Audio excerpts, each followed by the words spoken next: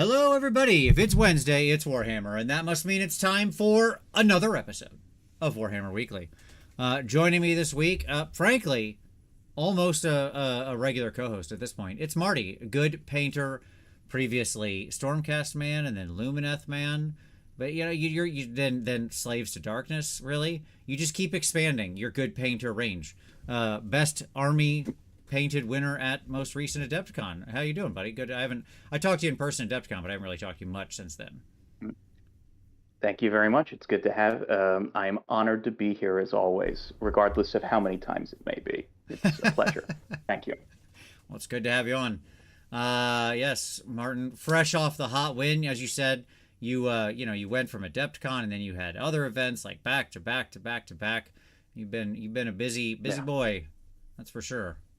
And I have to say, reporting from the heartland of America, New York City. Yeah, sure, absolutely, of course, as we all know, yeah, where the real Americans live.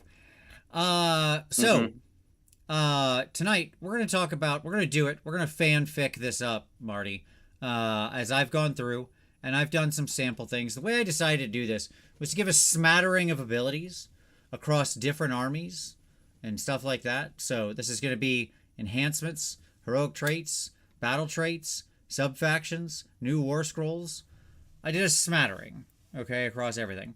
All right. And the reason for that was because I didn't want to rewrite a whole book. Like, look, this stuff takes a lot of time. I don't have time to rewrite a whole book, okay? They get paid to do this. I don't, okay? And secondly, what I was more interested in talking about here was, like, how and why, right? Like, what separates, what shouldn't they be doing, what should they be doing, and how do I wish they would think about abilities and stuff like that in units. So that's what we're going to get into tonight, okay? I'm getting a little micro course on game design, courtesy of Vince. That's what we're gonna do. Yeah. So rather than it just being like fanfic, I wish this one army was super good or something, right? I tried to pull across. Now, as I'll say later, I did focus on armies that I know, because you do have to know the armies to write this stuff. So, like, I'm sorry, Lumineth players. I'm sorry, Marty. I really didn't write anything Lumineth oriented. I don't know the army well. But that's why you have me here. Right. I can take care of that for you. And we'll talk. I send a. Go ahead.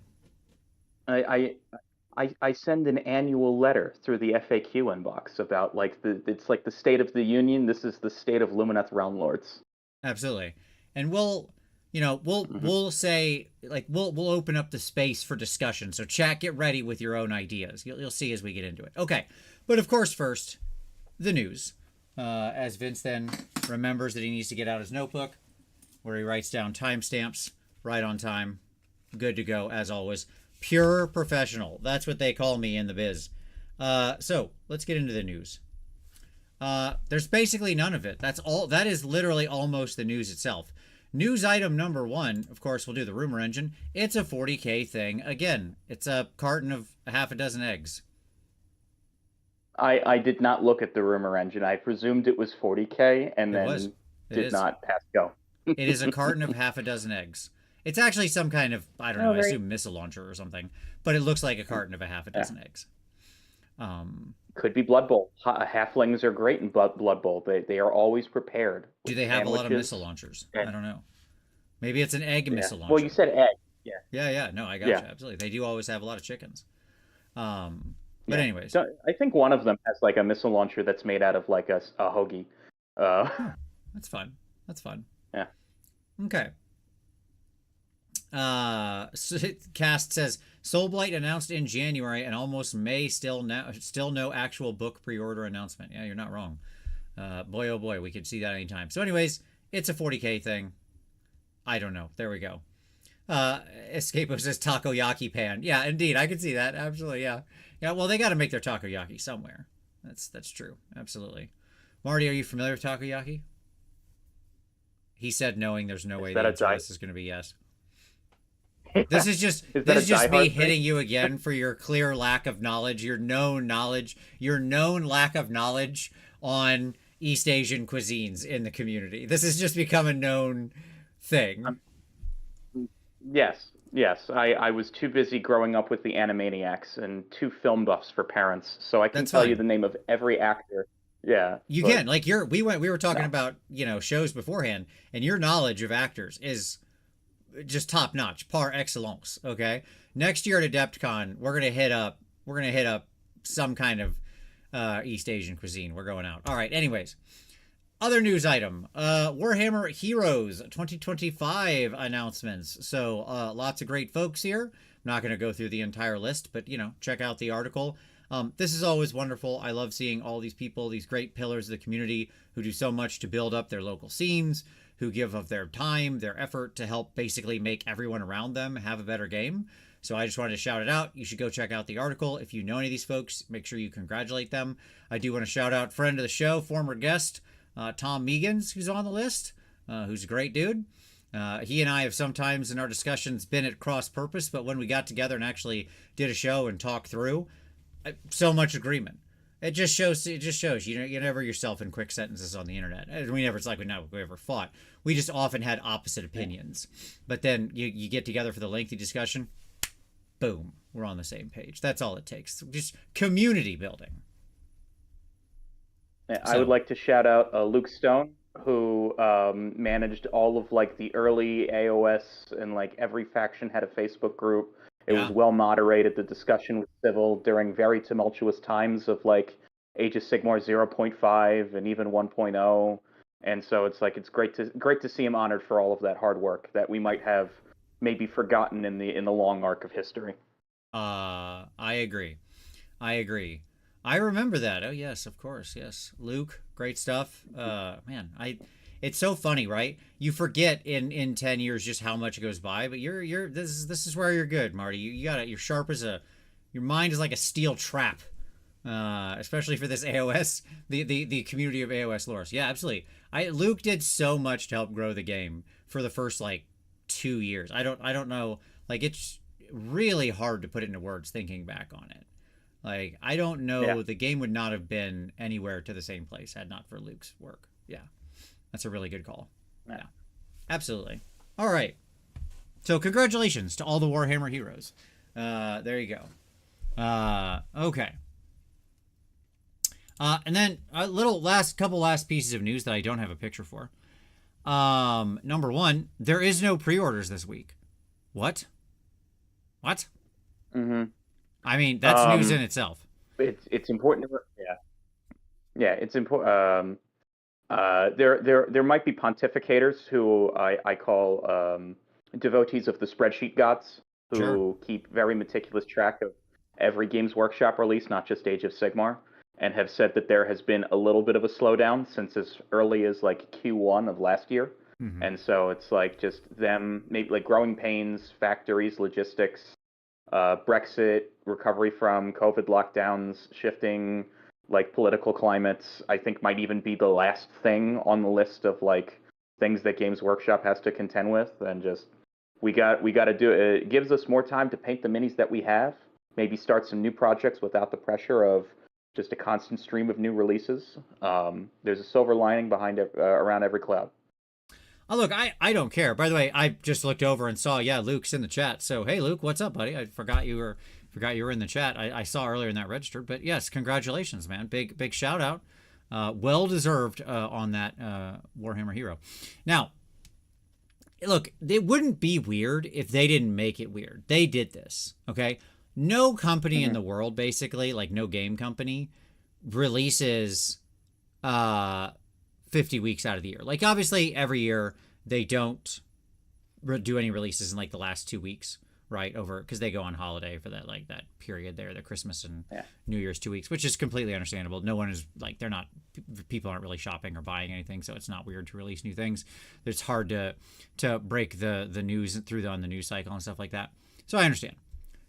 But they have maintained this insane release schedule for so long, right? That it is like truly shocking when they break it and just put nothing on pre-order. Yeah. It probably would have not been noticed if they used as one of the things they do for filler is the made to order windows, especially for like their specialist games. Sure. Like something as simple as like we're technically releasing new product, we're releasing product, and it's like something for Lord of the Rings or Blood Bowl or like look at these Space Marine captains from 35 years ago. You can buy them again this week only, sort of thing. Yeah, I don't know. It's surprising we got nothing, but hey, whatever. It is what it is. It didn't happen. Okay, cool.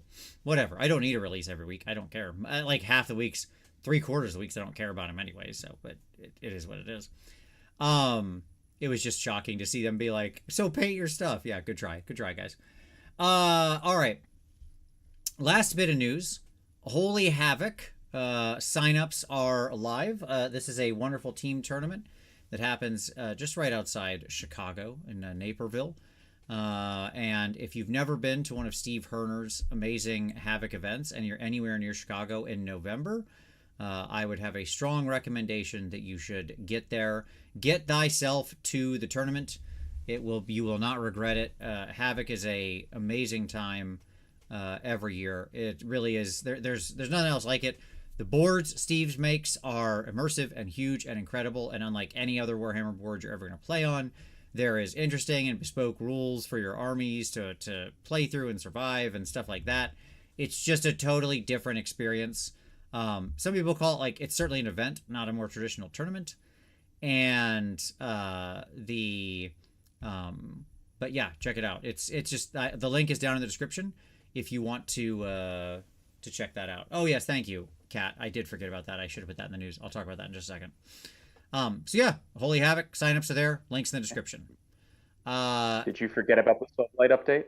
I did, but like, okay, so it isn't actually a Soulblight update. Look, there was a mini FAQ drop today, and yes, there was some Soulblight stuff, but the points were wrong for the most important unit. The Baronite points came out at like 190, and that was wrong. It's like they're actually the correct. That was if you look at the dates, this thing had an April date. The one that was published before had a May date. It's like somehow the wrong points got uploaded. So the important change from today was the Nurgle working like Weird Flame now. Like, because there's this weird delta between how Weird Flame worked and how healing removed it and stuff like that versus how Nurgle's corruption worked, even though they're basically the same effect. Okay. And now they were brought in line. So there you go. So yes, that was really the biggest change from today. Other than that, there was, yes, a lot of hullabaloo around the incorrect Baronites points, but as far as I know, that's been corrected. So they also made sure that Callus and Tull can't be even more oppressive, and you can't make a Regiment of Renown unit honor guard anymore. Yes, that was the other notable change. A thing that I've never done because I don't play with Regiments of Renown, but I'm sure that there was some people doing that and being silly. Pat Noon said, do they pair up people who are solo? Yeah, you can. Absolutely. There are ways. If you reach out to Steve, yes, he can, like, oftentimes people will want to be alone and they'll need a partner. So yeah, Steve will make that, like, facilitate that, Pat. Okay. You can also sign up as a team, but you can do it both ways. Okay. So yeah, there we go. That's basically the news. Yeah, why don't we go to Marty, why don't we make our way on over to some pick of the week? What would you like to share with everybody? All right.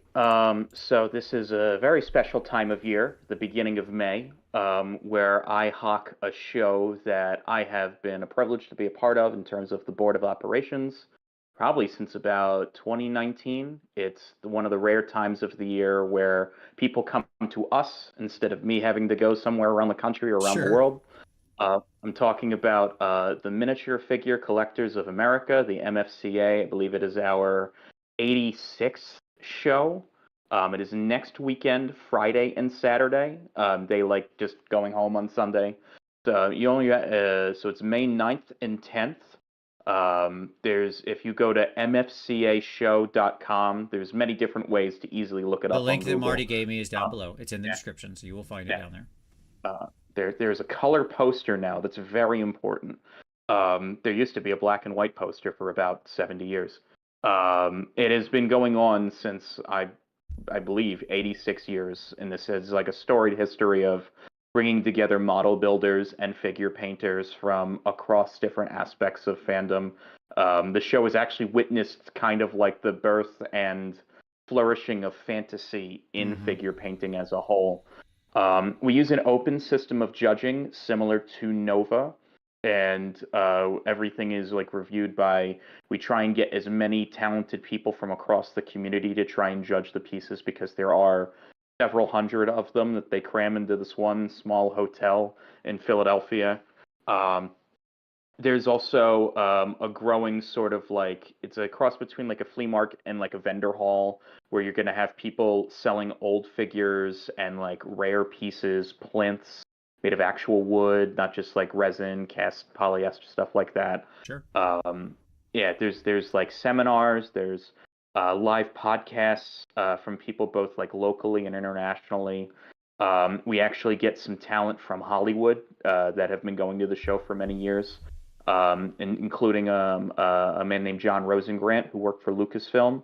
If you like The Mandalorian, if you like BB-8, he might be the person judging your Warhammer figures that you bring to the show. Neat. So, yeah, it's always a good time. I will be there both days helping out, maybe doing some demos and helping just judge and get people like sorted like onto display stuff. It's inexpensive to come for the day. You can only really have to do Saturday. But yeah, it's a good time. I recommend it. It's growing every year. Yeah, MFCA. Very nice. Yeah, that is an impressive history and pedigree to be sure. And by the way, if you're like a historical person, obviously there's a huge historical section. But yeah, the fantasy has really, really grown in that show, and they've really fostered a lot of growth within that community and reach. It's one of the few shows where you do get both such a strong representation from both sides of the hobby. And one last note I'd like to emphasize, it's no one person that has been growing the fantasy side of the show. Everyone who comes puts in a collaborative effort to try and get more people from their group of friends to come join us. Yeah, sure. Absolutely. For me, I got two picks for everybody. Pick number one is our boys, our friends, over at Trapped Under Plastic. They did their Adepticon recap for those of you who weren't able to go to the show. They have a nice little breakdown. John talks about all the fun times that were had. It's really just John talks about Adepticon since Scott was there somehow even less time than I was. So that's a fun episode. It's a good bunch of stories. Like it. Adepticon was amazing for what I got to experience this year, and I was glad. I'm glad at least everything worked out with my classes how it did, so I didn't have to miss any teaching. So that was nice, even though I had to leave early. And then secondly, don't forget the Kickstarter for the art of, including myself at number 13, is still there, still live, still going strong. It's already funded, so you know you're just basically getting the book. You're just buying the book. And that is linked down below. If you haven't already got into that, do get into it. All the stretch goals are unlocked, so you can get all the cool stuff. And, you know, Dave does such a great job getting these books produced. They're all going to be available, by the way, going forward through Game Envy as well, which is cool if you want to find any of the back issues. The same people who make like the Lucent Light and the Wet Palette that I use and a bunch of other stuff. Really great, you know, small U.S. company full of some of the nicest people in the world. And so, yeah, check that out. Like I said, go look down there, give it a support, or share it, or anything like that. It's really, really appreciated. We want this to be a big one. We want this to be really successful. I want to make sure, you know, it's going to be if you're picking up my book, you're going to get everything you've ever wanted to know about me. I guarantee it. It is going to be way more information than you probably want. Get into it. This was the first Art of book series that I backed for the Kickstarter. Hey, so. Well, thank you, Marty. I appreciate that, buddy. That's awesome. Yeah. It's not just me, by the way. It's also Tim Marsh and Natalia Arach, who are both excellent artists themselves. Natalia's work is just like, I mean, both of them. Their work is just exemplary. Yeah. Like, I am honored to be counted amongst their number. Like TJ's Dragons. Like I was on the phone with him a few times while he was working with that giant white dragon, and no photos of it can do it justice because it's like I can't even fit my hands in the frame. It's like almost like the size of like it's larger than a soccer ball. Like that's just how big this thing is. Yeah. And yeah, he painted that like in 3 weeks or something. Just insane. It's crazy. Yeah. Incredibly talented, dude. All right. With that, let's journey on over to some hobby time. Marty, you mentioned that you just basically got back to doing some hobby because of all the travel that we Yeah. talked about. Yeah. So what's been on your desk? I have been in a little bit of burnout recovery. They usually have like 1 month out of the year where it's just like after a big event, I need to just slow down, recuperate. Sure. Fortunately, I was not allowed to do that, but this was the first time I painted in a month.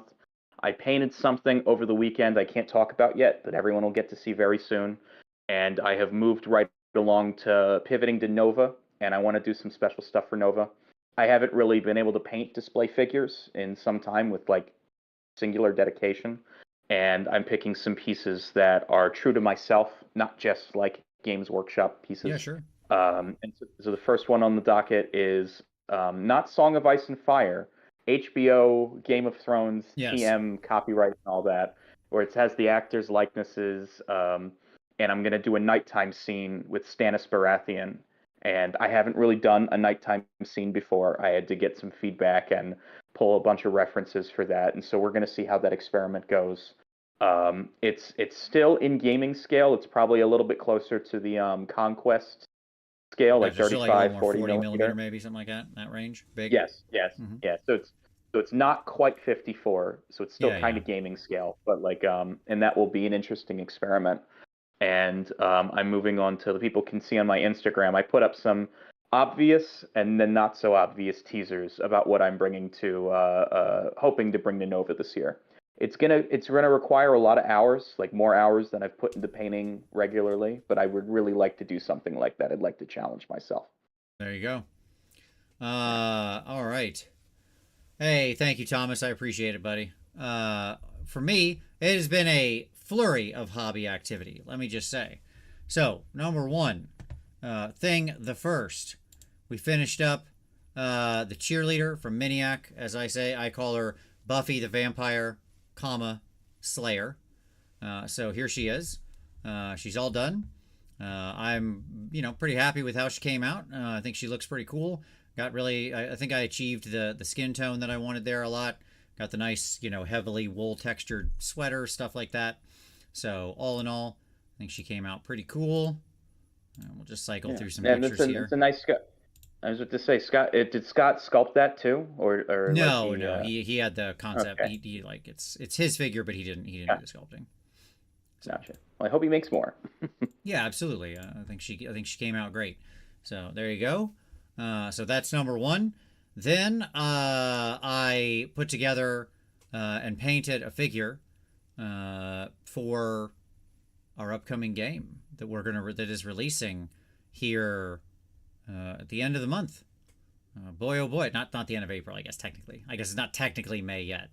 At the end of May, Uncle Adam and I's newest game comes out. What is it? What did I paint? What did I do? I'm not going to tell you. I won't tell you. Uh, but at any rate, I had kit bashed something fun and painted it up over the weekend, and there'll be a video coming out for it, of course, in line with the game's release. But as we've said, it is a brutal science fantasy game, so get ready. I think people are going to be really stoked and excited. We should be getting our actual proof copy in the mail here in just the next couple days. So there you go. And then with that done, I have now turned my attention back because I got to keep working on my Skaven some. So I've turned my attention back. We're working on some more Giselles. I know people are all about the weapons teams now, but I got to embrace the classics, Marty. And Giselles will always be the love for me. Mainly because I Yeah, find units of 6 weapon team models dumb. It's dumb. I've played with weapon teams since, 1998 or whatever. And they've always been one model that sat alongside the unit. And I hate rolling my attacks by starting with, okay, so I'm going to roll this 12d6, and that's how many shots I get. And then I'm going to roll, it's dice rolling on dice rolling on dice rolling, and it drives me crazy. Giselles, 13 clean shots straight to the head, clap, clap. Okay, that's what I'm talking about. Easy. I, Easy. I do have this. This might be. I have to keep it a little under wraps because it's kind of part of the event culture. I'm going to an Age of Sigmar narrative event in the UK the week after Nova, Oh, nice. and Well, yeah, that'd be yeah, a busy couple weeks for you.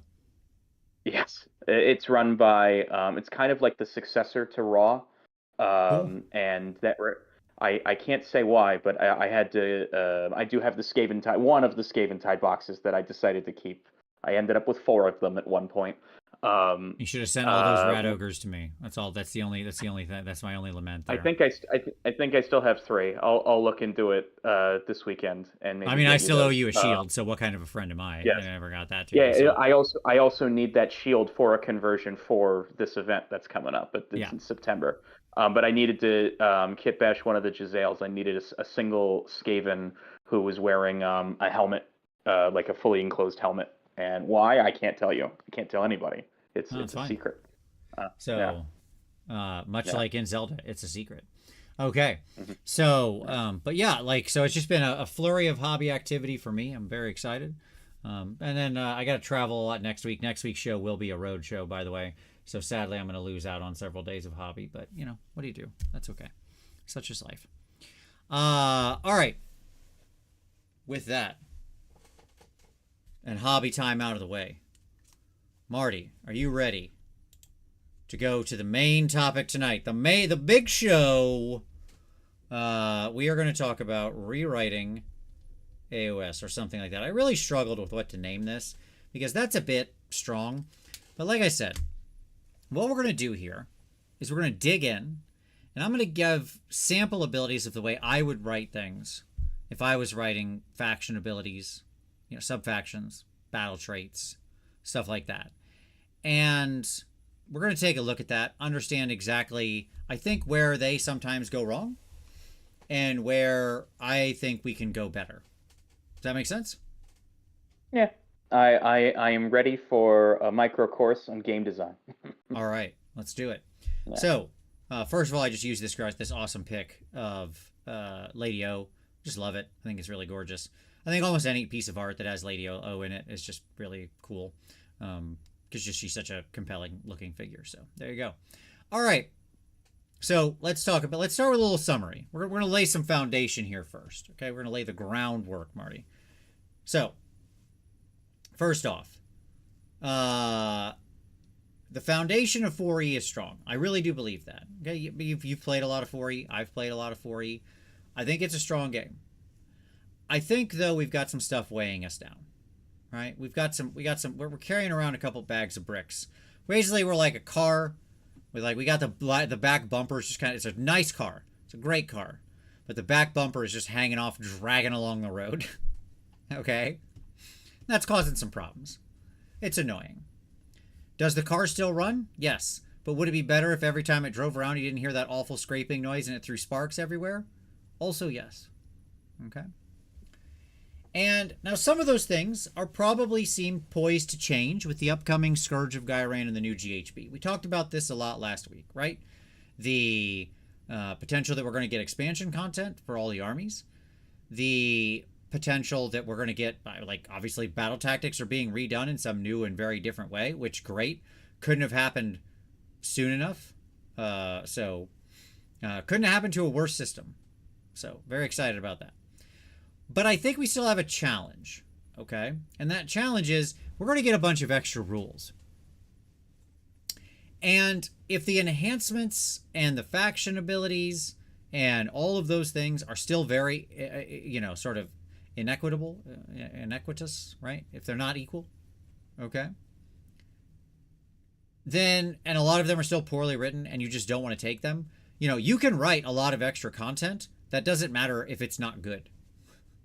Mm-hmm. You with me?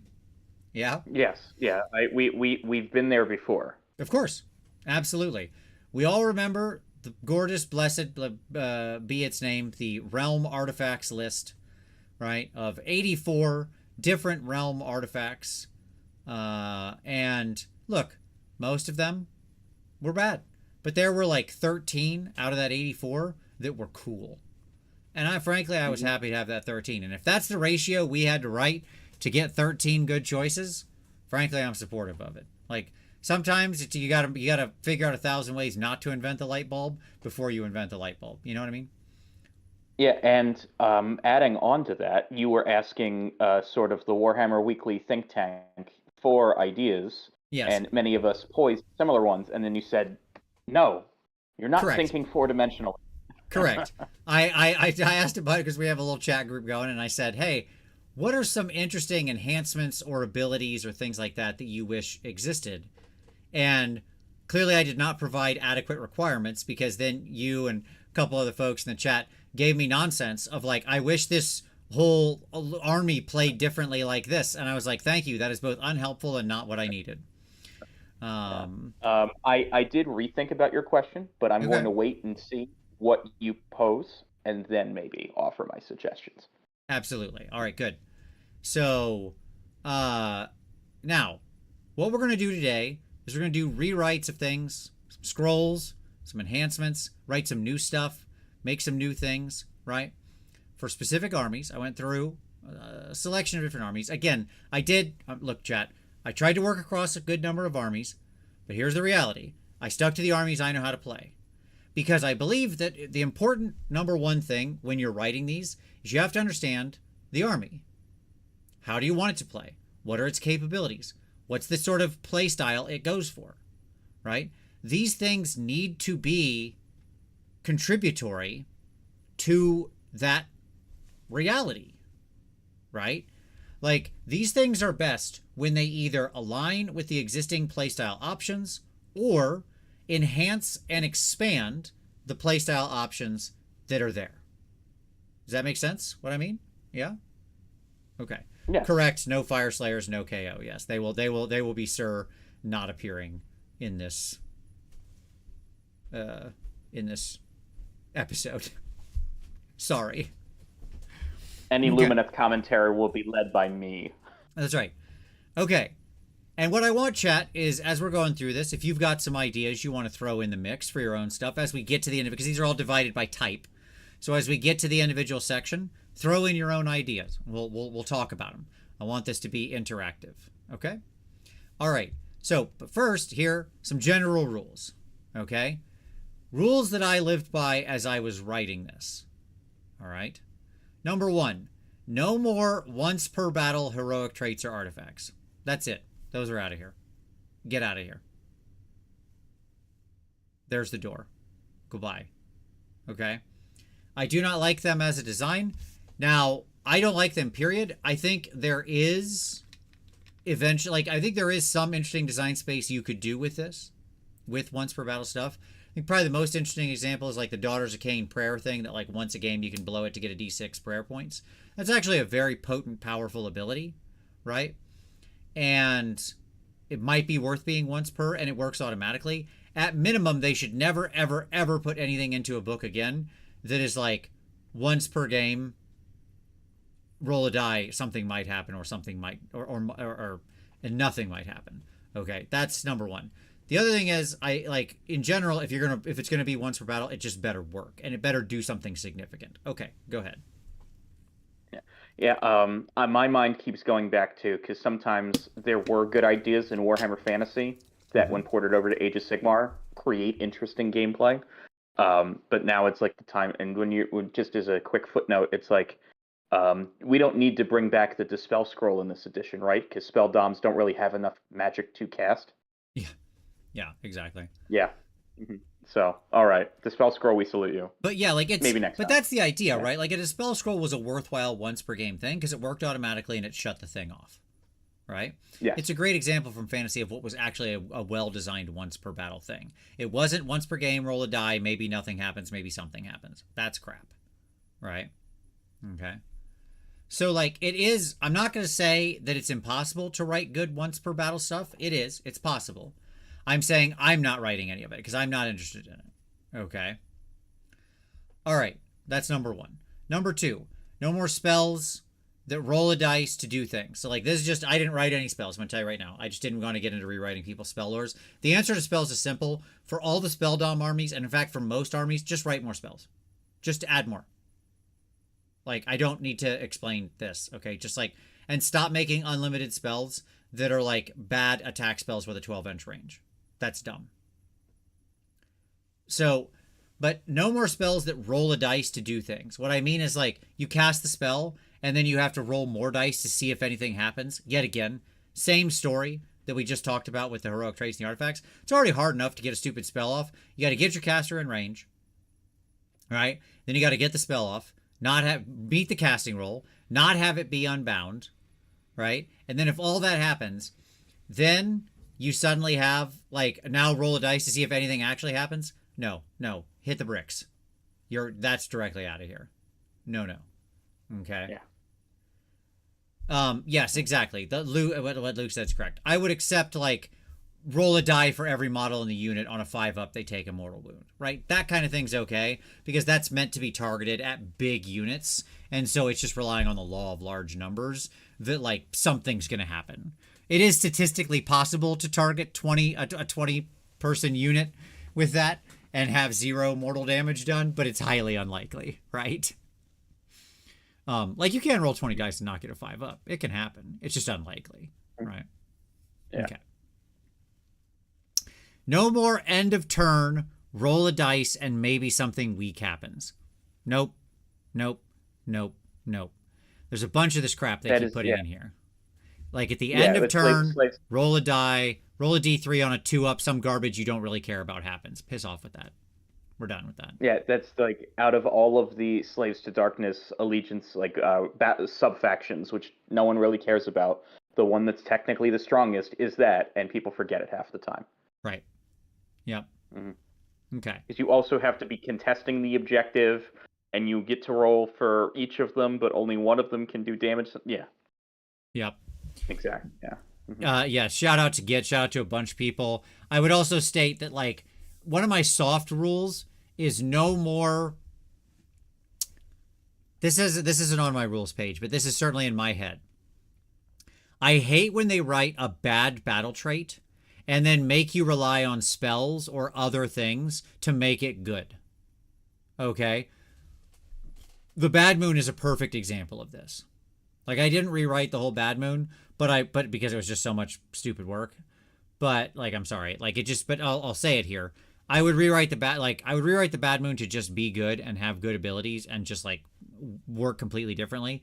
And I would not be having 5 spells and weird abilities I have to keep doing to manipulate the moon. Right? I'm sick of what I call the good money after bad design strategy, where we write a poor to average battle trait or something like that, and then we just pack it full of content that actually just builds on that, but brings it up to average or maybe okay. Sylvaneth is a great example of this. Gitz is a great example of this, right? And I hate this design. Slanesh has an example of this. Okay, with Sadistic Spite. It's crap design. Start with something good that people want to use, and then build on it in interesting ways. It's not hard. Okay? It's already hard enough to, like, get spells and crap like that off and make it do something. So, just, like, make the rules good, base. Assume they get nothing. And then build on it in interesting ways with spells or items that play into it. But maybe instead of just being a linear build of making it stronger, maybe it could also go wider and let it do a second thing. So it's not necessarily always powerful. You know what I mean? So, like, if the easy example, let me unpack what I mean for everybody here, Marty, because this is good design versus bad design. Okay? Yeah. No, I'm listening. Bad design is your rule sucks. The moon moves around and half the time just doesn't bonus anybody in your army. But if you cast this spell, you can kind of maybe multiple times, you can kind of force the moon around so maybe you get your bonus back. Okay? Yes.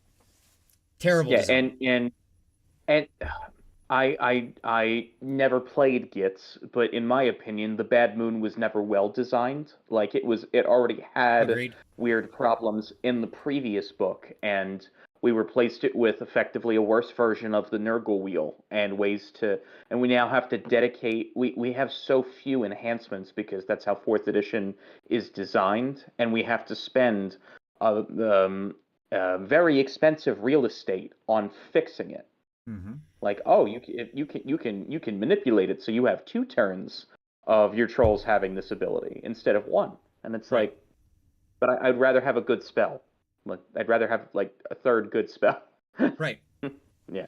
So let me talk about so let's just all imagine the simplest battle trait we could. Okay, the battle trait says you get +1 attack when you charge.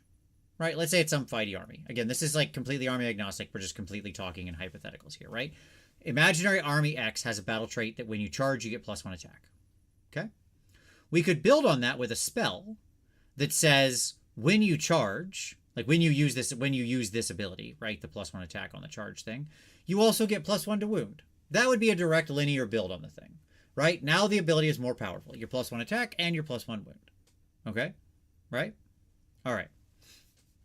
But we could also build on it to say that when you charge, you get +1 attack, and if you slay any enemy models, okay, then that turn you add 5 to your control score. So that's a horizontal bonus. It doesn't always matter, right? It still builds on the ability, but it doesn't make it more linearly powerful. It makes it more horizontally powerful because it's now affecting a wider part of the game. Does that make sense? Yeah? Okay. So they don't do that almost ever. They almost always go linear. And the problem with that is then they get scared because they think it's going to be too good because in their heads they imagine getting that stuff off all the time. Right? Okay. Yeah. But at any rate, this is the kind of, that's just like as a design principle. Go ahead. Yeah, and examples of that would be the banners in Slaves to Darkness. Each of the banners is like a linear version, I think, with the exception of the Tzeentch banner, but still, like they're usually like, I think it is actually +1 to wound when you charge with the Khorne banner. I've never used the Khorne banner, so might not be remembering it all correctly off the yeah, you're basically right, except memory, for the Tzeentch when they're mostly just direct. Nurgle's also slightly different, but whatever. They're both defensive. Nurgle's also defensive. Yes, they're both defensive. So there's it's still a linear like progression of like that. Yeah. So no, I agree. Slaves is actually a good example of how to do this correctly. Like S2D, you have a good trait base in the pledge mechanic, and then the ways you have to manipulate it and build on it make it stronger. Right? So you're starting good, going great. That should be the goal. Good to great, not average to good, or worse, bad to average. Okay? Yeah. One of the revisions from your original question that I had was like, well, why do slaves have a monopoly on magic banners? Like maybe we could see more enhancement types since we've now codified it in simple. Like we're not dealing with 3.0 enhancement hell anymore. Like armies just get these. Maybe try and create more subtypes of enhancements beyond prayer, spell, magic item, command trait. Right, brother. I'm with you. Yeah. I hate that S2D was like, they were just like, hey, we're going to give them an interesting thing. Everybody else, what do we get? Nothing. You get nothing. Yeah. Good day. Aren't there mount traits in Stormcast? Yeah, it's... Okay. Yeah. And then as I said already, subfactions and enhancements should generally play into the strategy or options of the army itself, right? So they should be a building additive thing that it not, again, in that they either open up minor play styles, like, oh, this army could kind of be run as a castle, but with these couple things, you're a stronger castle. You can play more of that style, right? Just as an example. Or they should be like, well, this army already has a skirmish mobility play style. These traits play into that, or a tempo trading play style, or so on and so forth. Okay? Okay. Got it. Let's rock and roll. Let's get into the real deal here. All right, we're going to start with battle traits. That's where we're beginning. We're starting with just the basic battle traits. Timestamp this stuff. Okay, so I rewrote the Iron Jaws battle traits. I know the army. They make me very sad for a bunch of reasons. They're not even that bad, but they're only good by virtue of playing a bunch of Ardboys and like a couple nonsense pigs on the side and stuff like that. Okay. No, you can plug it across the pond. It won't let you put a link in, so you'll have to like be creative with your linking stuff. But yeah, you can put it in. I don't care. It's not rude. Okay, so let's start with Iron Jaws. Iron Jaws Wa. Keep it. No change. I'm happy with it. It's fine. Right? It has with the built-in change of the once per hero per game, so everybody can Wa once. It's fine. I like it less than the old effect everybody Wa, but an 18-inch bubble is a perfectly good bubble. Exactly, Kuhal. It's exactly right. They're good because of the 3+ armor save, which is just like the magic number in this current edition. But realistically, brutes fairly underwhelming most of the time. Piggies very underwhelming all the time. You know, stuff like that. Okay. All right. So that's fine. Here we go. I'm not changing the law.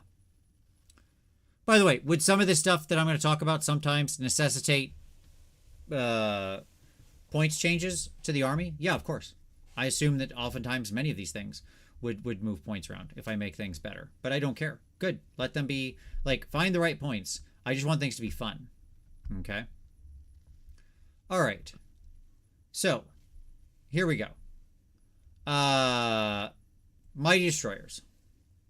Oh, other quick note at the start of this that is really important. Please do not be pedantic with me on my rules writing, okay? Because I am not writing these things. I wrote these things quickly, and I'm meaning to communicate an idea. I am not writing these in rules perfect language. That's what developers and editors down the line would be for. I am writing these like a designer, okay? This is true tinfoil hate time. Yes. So, like, please don't come at me with, like, weird, like, oh, well, that text is wrong because that's not how it's phrased or stuff like that. You're okay, Cygnus. It's fine. Like, of course there would be the appropriate limiters and stuff like that. Blah, blah, blah, blah, blah. Okay? All right. Now, that out of the way, yes, please don't actually me, okay? I know. I'm writing this as a designer, and then I'm assuming that there are people who are down the line who then convert this into proper rules text. Please take the text in good faith. Yes, exactly what ZK said. Okay? All right. So, Mighty Destroyers, we're going to update this. It's not going to be the stupid knockoff Khorne ability like it is now. I didn't get into Ironjawz to dance around 3 inches on the table and play some dumb Khorne game. Stupidest crap they ever wrote. All right? It is not a finesse army. Stop trying to make it one. These are wild orcs that physically, with their bare fists, punch their armor into shape and then put it on themselves. What are we doing with a finesse rule? Get that finesse rule out of here. Okay. Mighty Destroyers. Once per turn, army, your hero phase, choose one. All Ironjawz units in combat range of an enemy pile in. So just a lot of mobility across your army. The more people are scrapping, the more people are piling in. A lot of ability to mobility, reposition, stuff like that. Or choose up to 2 Ironjawz units not in combat range of an enemy. They may immediately move 6 inches or their movement range, whichever is greater. Better benefit to the pigs, stuff like that, who get to move farther, obviously, but also can get your brutes and stuff like that moving. 6 inches is a perfectly good move value for them. There you go. Okay? Great. Okay. Is Smashing and Bashing still there? No, I didn't bring back Smashing and Bashing. I didn't want to fanfic this too hard. Smashing and Bashing is now like a subfaction ability. It's a shadow of its former self. I didn't bring it back. I didn't want to just be like, let's go back to the good old days of this thing. I agree that, like, there's other things we can do.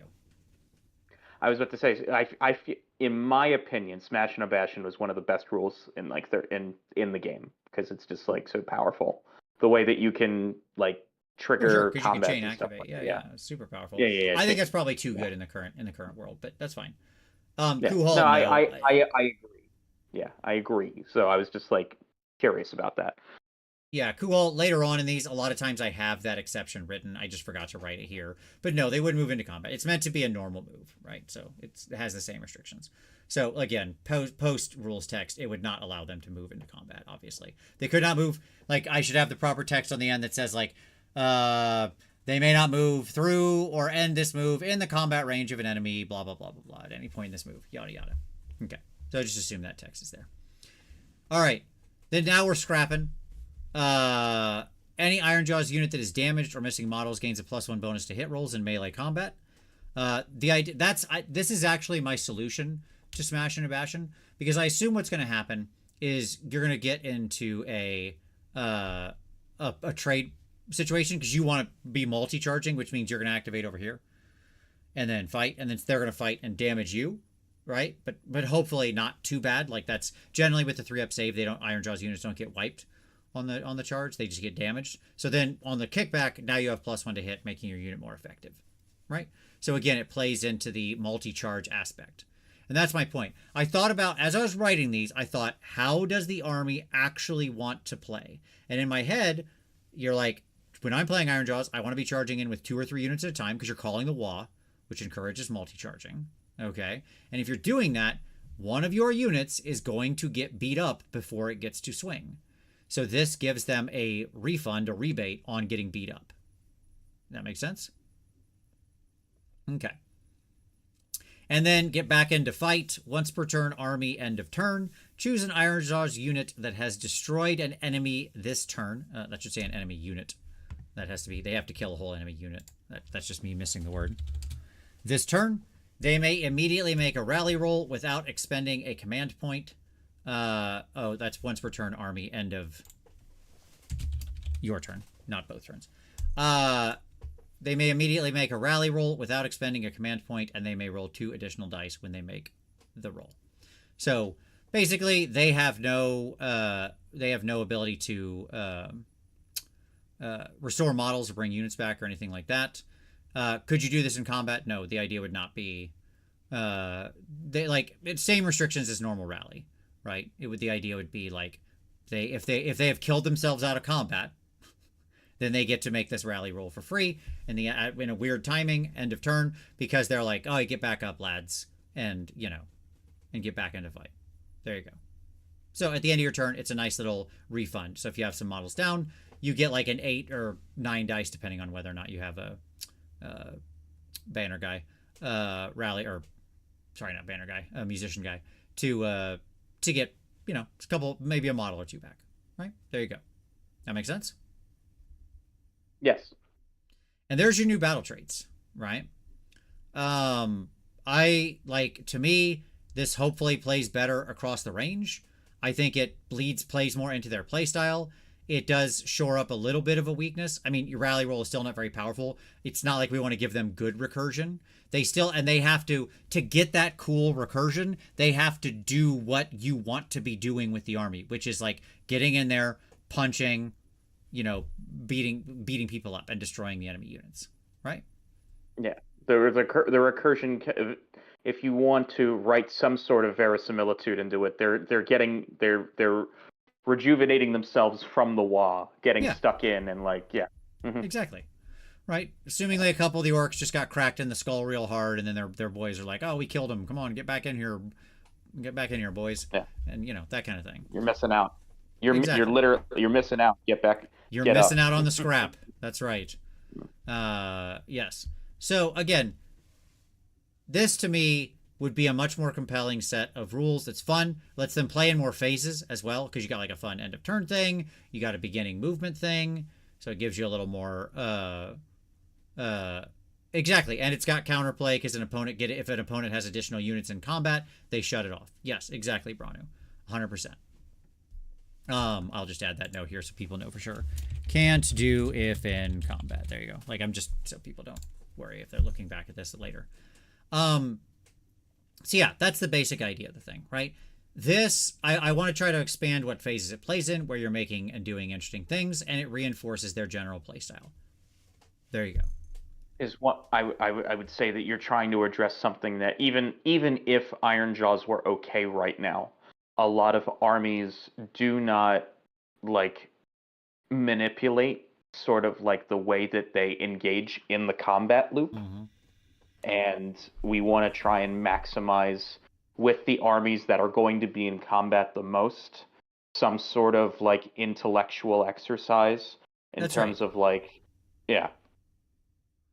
And yeah, the goal here wasn't let's just add a bunch of tricks and turn them into, cruel boys or something like that, right? We don't want to do that. We want to make it so it still is them. It's still recognizably the army. It just builds on that reality. That's the basic idea. Okay. Cygnus, it probably would. You could probably be end of any turn, but I kept it end of your turn. I mean, again, I'm not going to be argued. Let's make it better, sure. But, there you go. So this is the kind of thing I'm talking about, right? Okay. Yeah. And I can imagine. Sorry. No, I was going to say what ZK said. ZK says, I signed up to charge and fight with my Ironjaws. Current live rules are some kind of techie turtle army unless you're doing the big pig Kragnos list. Yeah, exactly. It's nonsense, right? Like, this is a get forward, get moving, get out there, charge the enemy, punch them, beat the crap out of them, put pressure on it. That's it. Yeah, I can imagine some battle traits which maybe for Slaves to Darkness, which might have a similar dynamic right now to Ironjaws and Crowboys, even though those armies do successfully play differently from one another. But like we'd like to try and get Dark Oath out from under the shadow of like the Iron Wall. Yep. And maybe give them unique battle traits that allow them to maybe fight like you'd imagine a Slaves to Darkness army would, but the sort of barbarian horde. Oh, especially especially the Dark Oath guys. And I do touch on a lot of Dark Oath stuff in here, by the way. We are going to touch some S2D stuff. That will be touched. Yeah. Okay. Yeah, exactly, Cygnus. You could continue to build on with this as a base as the battle traits. We could continue to build on this with artifacts and stuff like that do interesting things. Right? Again, what I talked about earlier. So, okay. That's my Ironjaws rewrite. There you go. In my opinion, much better than their current garbage. There you go. All right. But I didn't stop there. I also rewrote another battle traits. I did 2 of these. The second one is Doc, the Daughters of Cain. Okay? Because Daughters of Cain are in a rough place right now. Like, it's rough. It's tough out there if you're a Doc player. Because you have the worst possible set of, like, combination of playstyle and units for the current edition. Most of your units cap at 20 health with a bad save. And that's a loser in the current edition. Okay? That's just a loser. And you want to play a tempo trading game. That's the idea of Daughters of Cain, right? Like, they send a unit forward, they fight, they kill, somebody comes forward, kills them, then they send the next unit forward, and, like, over time you win the tempo trading game. But that's not 4th edition. It's just not that. 4th edition is everybody charges, everybody fights, you're dead. Right? Reinforced heavy cav hammers and something else, like 2 heavy reinforced cav hammers and a 3rd hammer charge into you all at once. Do not fear reprisal because they're on 3-up saves, sometimes with a ward save to back it up. They swing, possibly twice, kill you. You swing at them once, do minimal damage, then they swing out with those 2 units and murder you. Right? That's the current game. Okay? Or you're so techy enough you can stop that. You're either affinity, which is that, or you're anti-affinity, which is like, you know, a techie Cruel Boys list or a Zinch list or something like that. That's like specifically teching against that thing. Check the box for the Magic the Gathering reference. Correct. Well, that had to happen. All right, so what do we do with Doc? All right, number 1. All-out slaughter, as per current. Just keep it. It's fine. It costs a command point. It gives you your little fight twice thing. Your units have to survive to the end of to the strike's last phase, which is often not easy to do. So, like, it's honestly very balanced in their army. So that's fine. Okay. Okay. Then let's talk about the Blood Rights table. The Blood Rights table right now assumes you're playing a 5-round game. That is comical. Mm-hmm. Okay. Yeah, I have played against several Doc players who list off all of these bonuses, and it's like, we're going to call this game by turn 4, so okay. I mean, that would be a long game for Doc, right? Most of the time, it's like pretty obviously over by the bottom of 2, maybe top of 3. Let's be real here, okay?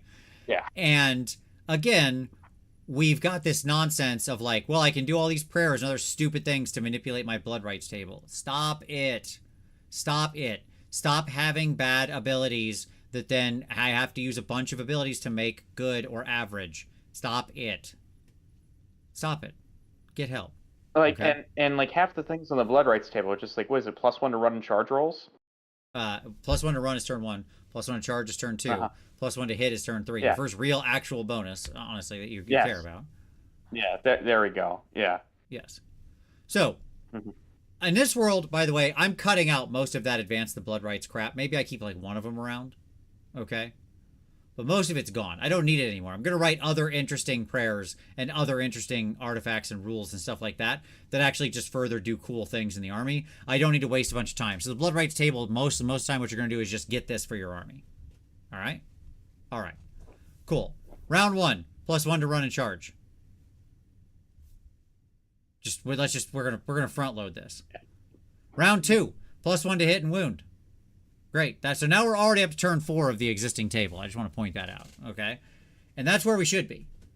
Like, if they get to turn 5, it should just be like madness what's happening with that army. They should just be frenzied, because what this is supposed to be representing is they're giving themselves over to the frenzy of Cain, right? To the as the blood flows to Marathi and their god, right? So if you actually get to round 5, it should just be like lunacy on the table, okay? It should be like the opening scene in Blade by the time you're to round 5. So round 3, +1 attack. I shouldn't say attack rolls. I should just say +1 attack. Sorry, fix that. And +1 to damage if you outnumber the enemy. Only if. Okay? So your big groups of witches or sisters who are in 20 packs at least have some use, some big play on smaller units. Your tenors of snakes, harder to do, but still possible. Okay? Very obviously never going to happen for your single characters. Can't ever apply to Marathi herself, right? To the Shadow Queen, because she can never outnumber the enemy. She's 1. She can't be 2. You can't fight 0 people. Round 4, all-out slaughter costs 0 command points. It's still limited in the other ways. It just doesn't cost a command point anymore, right? Okay, cool. Round 5, you can select 2 units for all-out slaughter. Now we're in there. Okay, so there we go. Okay. And so now we have a real blood rights table that's actually advancing and giving us material bonuses in the army. Now, I have not addressed the tempo trading problem here at all, right? I've just made it so they can actually trade, because that's their other problem right now. Ostensibly, what they're supposed to do is send their little unit in, kill your unit, and then force you to reprise them, but it's a trade up, right? Because ostensibly, their unit should be punching above its weight and hitting harder and taking out higher points cost stuff. That is not what happens right now, unless you get off like the biggest series of buffs in the world. Like you get off your prayer and you get off Mind Razor and, right? And when all that happens, when the stars align, oh boy, is it a great turn. You go forward and you're like, this is amazing. But that is not what happens. So this is to try to meet that middle ground. Yeah, like, because ideally, granted the 4th edition like economy of like points and how small armies are, but like I would say ideally you use a unit of 20 witch elves to kill most of, if not all of, a unit of 10 chosen, and then the Slaves to Darkness player has to go in and clap back, and congratulations, you only killed 20 witch elves. Right, Like exactly. Exactly. That's the way that they should ideally be playing. That is not what happens right now. Not at all. Right. Right. That footprint is much larger than it should be in terms of like the army list. That's right. Yeah. All right. Bathe in Blood. Passive ability. Whenever a Daughters of Cain unit destroys an enemy unit, they gain strike first until the end of their next turn. This is to stop the tempo trading problem. Okay? Because they have strike first. So now ideally what's going to happen is they go in, either greatly diminish or destroy an enemy unit. If they manage to destroy it, what would normally happen is I would expect the clapback to come in, right? But now somebody can't just bring in some weak sauce on you and expect to lift you, because if you were successful, if you got your buffs, played into it smart, picked your target well, and you actually destroyed the enemy unit, you got strike first. If somebody charges into you, you're going to hit them before they hit you. Theoretically, you still have a lot of your buffs on when that happens, right? Yeah. So that makes you a little porcupine and scary, and means that now the enemy has to play around and go for your weaker units, pick a different target, so they can't just immediately clap back your unit that you sent in there. Yeah. And it fixes the tempo problem without having to give like the army, the old Hagnar, everybody gets a 5-up ward. Right. Exactly. Yeah. So I really liked this. I think. Oh, good. I think you've said on the show before, it's like you cannot reward an offensive army with a defensive buff. Right. Like exactly. Petrifex Elite, Hagnar, it's like these armies are good in combat, and we're going to make them even better by making sure that they already have sort of a way to just tank damage on top of that. That's right. And then somebody asks, is the synergy between All Out Slaughter and Bathe in Blood with canceling Strike Last delivered as well? Yes. Yes, it is. I just got a communication from the Ether Sea. How to fix Ideneth Deepkin, remove High Tide.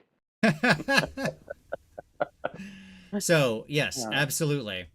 Um, Mhm. okay, so that is absolutely intentional. Very good catch. All right, and then finally, Vengeance for the Fallen, once per turn army. Whenever a Daughters of Cain unit you controlled is destroyed in melee combat, you may choose another Daughters of Cain unit that has 2 or more models. That unit gains crit mortal whenever it attacks the enemy unit that destroyed the triggering dock unit. Okay? So again, helping you, like, if you didn't manage to successfully trade the first time, right? The idea here is you can pick your second group, and then hopefully they will be more successful the second time, right? I Because I yeah, go ahead. I I I was to say I think that's almost good enough to be a given universally because I think that a lot of armies could have fun using something like that. But Sure. yeah. It just really Hmm. made sense to me from the dock thing, right? That sort of Yeah. vengeance thing. But I liked this again because of how it plays into their tempo trade playstyle, right? Like you go in, let's say you fail to properly, you don't connect, you roll bad, they make their saves good, whatever. Uh, you don't successfully lift their unit, whatever happens, okay? They strike back, lift your unit. Great. Now now they know that what's coming for them on your turn, right, is worse. Okay? That lasts for the rest of the game. Yeah, it does. Against that unit, right? That is effectively, like, again, it's only when they target that unit that destroyed them. Effectively, you get to, like, pick a unit, and that unit calls vengeance on the unit that destroyed your Daughters of Cain unit, right? So yes, it's for the rest of the game, but it's only against that one unit. They don't have the crit mortal any other time. Okay. So there you go. Callum, it may be. I said until the end of their next turn, but yeah, I could see Star their next turn. That's probably right. You're probably right, Callum. But yeah. Offense is the best defense. So again, thinking about the way the army plays, how does it want to play? How do we make it play like that in 4th edition, given the limitations? Right? Okay. And yes, correct. It also makes horde, clear spells, and shooting good counterplay because you don't avenge non-melee kills. Exactly. It's only when they're destroyed in melee combat. That's right. That's right. You can't just, like, somebody shoots your unit to death. You can't just, like, call out vengeance, right? It also means that maybe they want to use their shooting and their spells and stuff like that on your big units instead of on other choice targets you have. Like, protects, this sort of pseudo helps protect, like, your Hag Queen or your Cauldron or Marathi or something like that, right? So, yes, it allows you to still play the tempo trading game while realizing the actual facts on the ground as they exist in 4th edition. Okay? So, there you go. To me, this would be a much more fun way to play Doc. I wouldn't feel like I was swimming. I wouldn't feel like I would, to continue the Blade references tonight, I wouldn't feel like I was constantly ice skating uphill. Okay? All right. I Average. can't Okay. Good. I I was trying to think just to close it out. It's like what I would do. Like we're talking about Dark Oath later, so I'm trying to think of like one of the main things that I think Lumineth have a problem with is that each of their units had like a snowflake ability Right. that and like now you're currently struggling by having to choose for an entire battle round Yes. which of your 4 snowflake units gets the bonus, and I would like to see something which maybe harmonizes that a little bit more. I can't think on the fly on how that would work, but I can imagine a renewed battle trait when the Lumineth come out, and it's like I think that foremost is what needs addressing more Agreed. than individual war scrolls or spells. Yeah. Lumineth should play like a real quick. Let me answer this question. Average Joe. For those that know, do all of the art of books include a physical copy or is it just digital? No, it's a physical copy, Joe. There is like a PDF only pledge you can do, but as long as you're not picking that one, it's all the physical books. They'll say specifically in there. But yeah. Okay. But Lumineth in the Miguel, if wheel. these were the rules, did the units cost more points? Yeah, I talked about that. Sure, absolutely. Like you would have to do a pass on all of the units and their points to make sure that they're in line with this thing. I'm not concerned with this stuff. Do some cost more points? Yeah, sure, probably. Fine. Like, I don't care. Like, I'm not concerned about that part of it. That's to be figured out. I'm trying to make the rules fun and interesting and play into what they do. Right? So, there you go. I don't know what, like, not everything would be. Like, does the Avatar of Cain need to cost more points under anything here? No, probably not. Right? But do, like, witch elves with paired weapons that can suddenly go crit mortal and strike first maybe need to cost more points, like, in the right situation? Yeah, maybe. Right? Like, absolutely. Like that's something you'd have to figure out. So, sure. I'm not, like, reality's reality. Points are how you have to balance it. So, at any rate, back to your Lumineth thing. Yeah. Lumineth clearly wants to be a mixed arms, kind of classic high elf army that has, like, a little bit of all these different capabilities. That is not at all how its battle traits are written. Exactly the opposite. Exactly the opposite. It is. I have never seen a bigger delta between the way the rules are written and the way they think the army should play. Yeah. Well, and also it's like one of the things that I would say is their main criticism is that they tried to keep too much from how it was written in second and third edition and then apply it to the bullet point style, very quick and modular sort of design that fourth is geared towards, and it just doesn't work. Yeah. So if you ever do a Fixing Lumineth episode, you know where to find me. Oh, absolutely. Absolutely. Yeah. All right. Let's leave battle traits behind. Let's get into subfactions. Okay.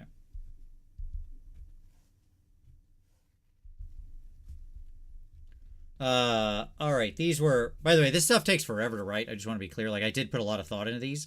I didn't just, like, knock these out in 5 minutes. So, this stuff does take a long time to write. I'm not trying to say their job is easy. I understand, like, Dryston, I take offense. I mean, I consider myself a professional game designer. It is how I make part of my living. I think about fun all the time. It's my number one concern when I'm writing our games. But no, I understand what you're saying. Joking aside, I do understand what you're saying. Okay, let's do some subfactions. Here we go. These aren't necessarily, like, there's not necessarily an existing subfaction I'm replacing here. I'm just offering, these are just, like, cut from whole cloth. Usually is what it is. We may get one new subfaction because they did say, at least in the preview seminar, the guy, like, the each might get a different type of update. So some may get subfactions, some may not, and they're not replacing anything. That's right. Yeah. So this is kind of my take on how to do these well. So Superman does good. You're doing well. Better check your grammar, son. At any rate, I did 2 for Slaanesh. By the way, there's, like, more than just 2 Slaanesh and 1 S2D. We got a couple pages of this as well. Don't worry. Okay. So, Slaanesh. Ecstatic. Like, obviously, I had to touch Slaanesh in here somewhere. And I basically think there's, like, one good Slaanesh subfaction, and it encourages spam. Because all it wants you to do is use all the, like, Seeker Cavalry stuff. Which is how most subfactions are written. They just encourage spammy, same unity type of stuff. I hate that. That is not what we were promised. I think subfactions are the greatest failure of 4th edition. I've been very clear on this. You promised they would be playstyle oriented. And subfactions should act like a commander does in MTG. They should allow you to enhance a playstyle or open up a new playstyle within like a Color Pie's general theming. Okay? Yes, we have opened the play style for you to take 26 Seeker Cavalry. Right, exactly. Every subfaction is just persistent petitioners or relentless rats. It's just spam the thing. Okay, it's no good. All right, like just put Ripple in the game and be over with it. Okay, so at any rate, Slaanesh, Ecstatic Revelry. Whenever oftentimes I very rarely make reference to unit types here or anything like that. All right, so here we go. Whenever one of your Heed Knights of Slaanesh units is destroyed in melee combat, you may select a single Heed Knights of Slaanesh unit that is also in combat. That unit gains +1 to wound and +1 to rend until the end of the turn. Okay? Again, let's just talk about the reality of playing Slaanesh. Much like Doc, because they're almost the same army, it is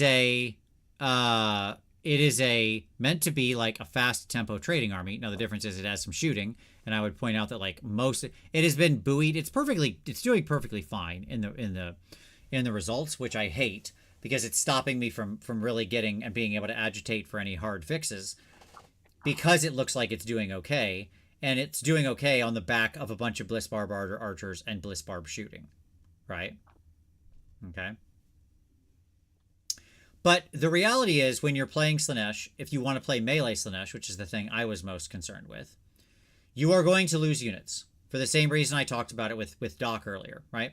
You will charge a couple units in, because that's what you have to do in 4th edition. You will fight with one of them. They will probably do okay. Then your enemy will crack back on the 2nd unit, and you will lose them. Okay? This at least allows you to have the 3rd unit, or something like that, fight well. And again, it's a different way of playing into the tempo trading game. It also gives you some off-turn power, because if they charge into you, it means that when you crack back much stronger. So when they lift your unit, it actually lets you threaten them when it's not your turn, which is the other problem. Because if they hit you, you definitely lose your unit. Every one of your units dies whenever it gets touched, right? So it makes it harder for them to multi-charge you, because you actually are more threatening on the crackback yourself. Brownie said, I don't love win by losing. I mean, I understand, but we have to, like, it's not win by losing as much as just acceptance that in an army full of 6-up and 5-up saves, you're going to lose units. Right? Like, and so if there's going to be a tempo game, by the way, in an army that can recall units, like your Keeper of Secrets can call demons back to the table, right? So you do have some ability to recur units. So like it actually does, again, another reason that the play style made sense to me here, because then you can multi-charge. If you lose something, you get a benefit, blah, blah, blah, blah, blah, all the things I said. Okay. So there you go. That was like the sort of combat tradey one that both works on offense and effectively defense through offense, if that makes sense. Right? I mean, I've played against Slaanesh very rarely this edition, and it's usually someone taking the Seeker Cavalry and just like saying, YOLO, I'm going to throw these at your face. And my army is going to still exist, or yours won't. Right. Yeah. So. Okay. So then we've got another one from Slaanesh, The Endless Dance. I wanted to play into the sort of dance aspect of it. Tried to think about like theming and stuff like that as I just kind of thought about what these things were. Okay. Whenever one of your Hedonites of Slaanesh units destroys an enemy unit, so other side trigger here, now you're killing somebody. Okay. You may immediately select a Hedonites of Slaanesh unit that is not in combat, which could be the one that just destroyed the enemy unit if they're no longer in combat. Yeah. Right? Okay.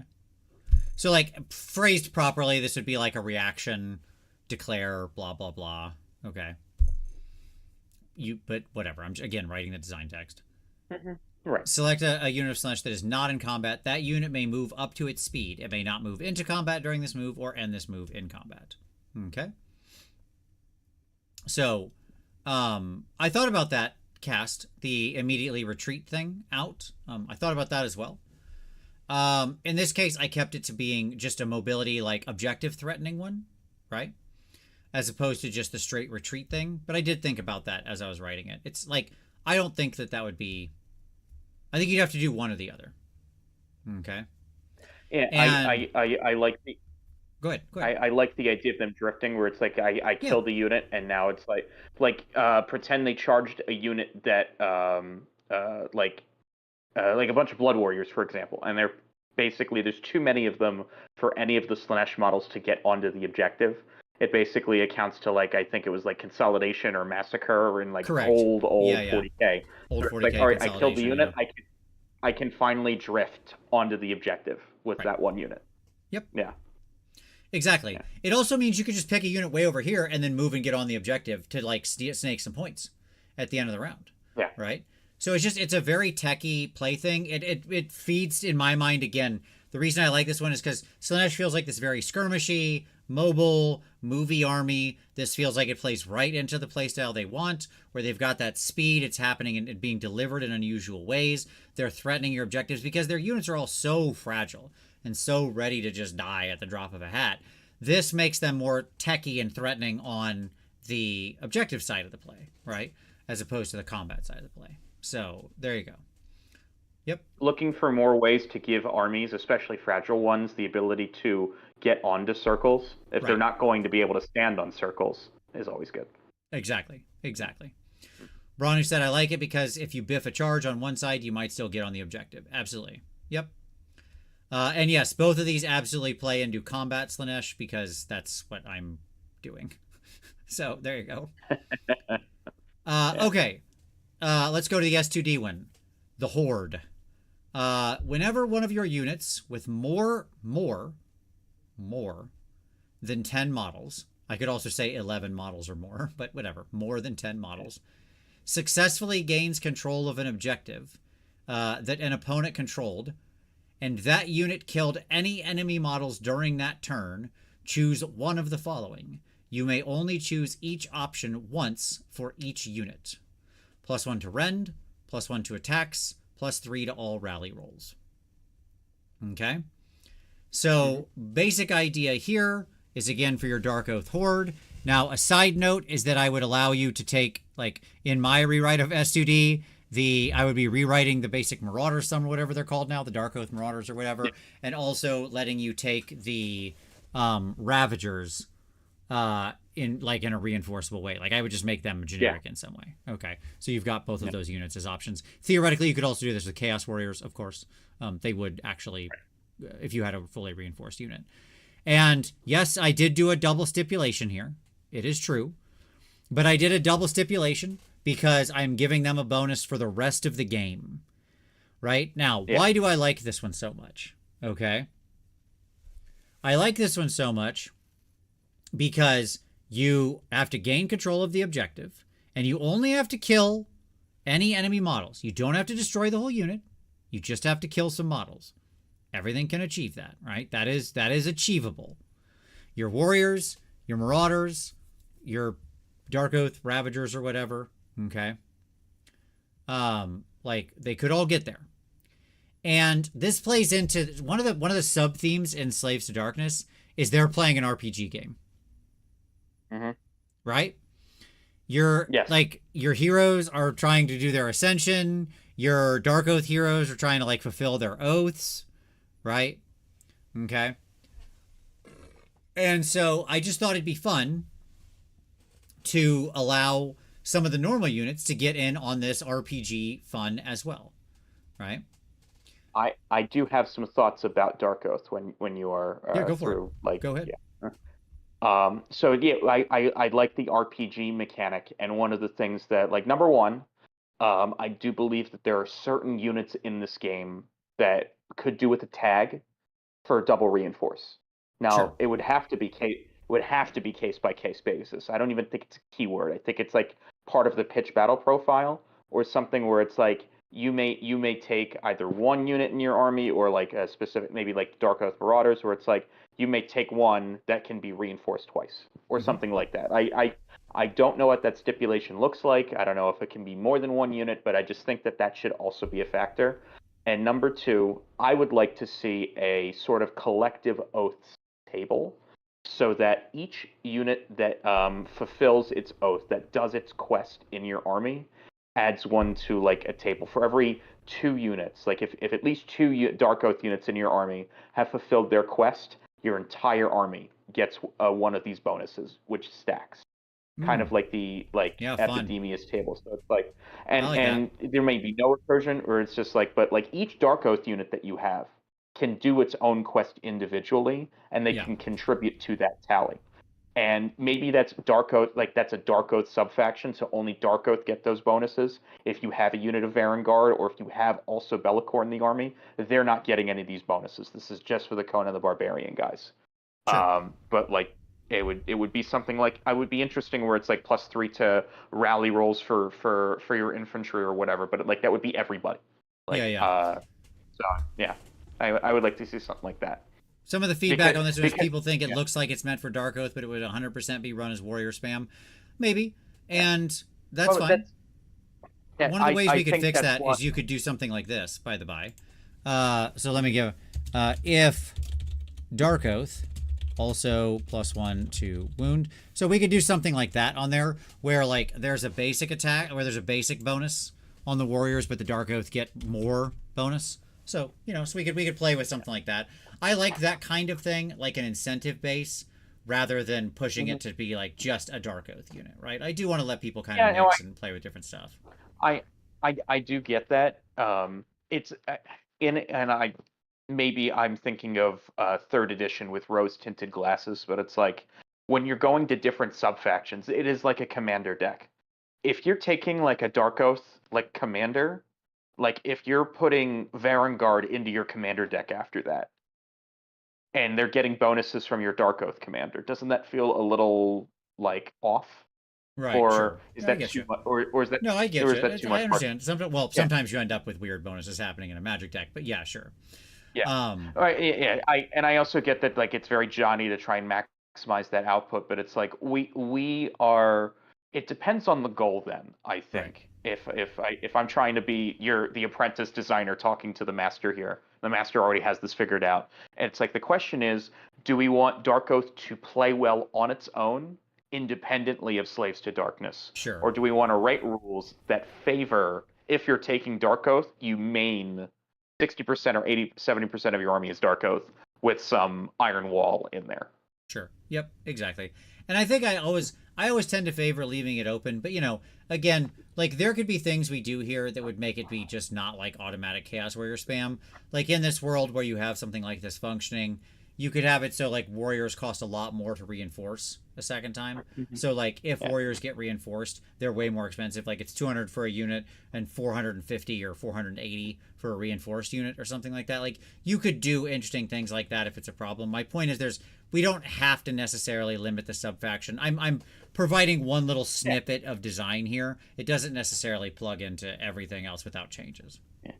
And if I may add, so if we don't want to do keyword restrictions, my original idea of a blood rights table being powered by how many Dark Oath units in your army complete their quest, even if you have regular Iron Wall Warriors of Chaos units in your army, it requires Dark Oath units completing their oaths to get those buffs. Sure, absolutely. So that would necessitate actually more of a combined arms, or at least a mainlining. Like if it's like a thing where it's like you need the big one, you need 3 Dark Oath units to complete their oaths. That means that you need to keep those 3 units alive long enough for them to do their quest. Yep, exactly.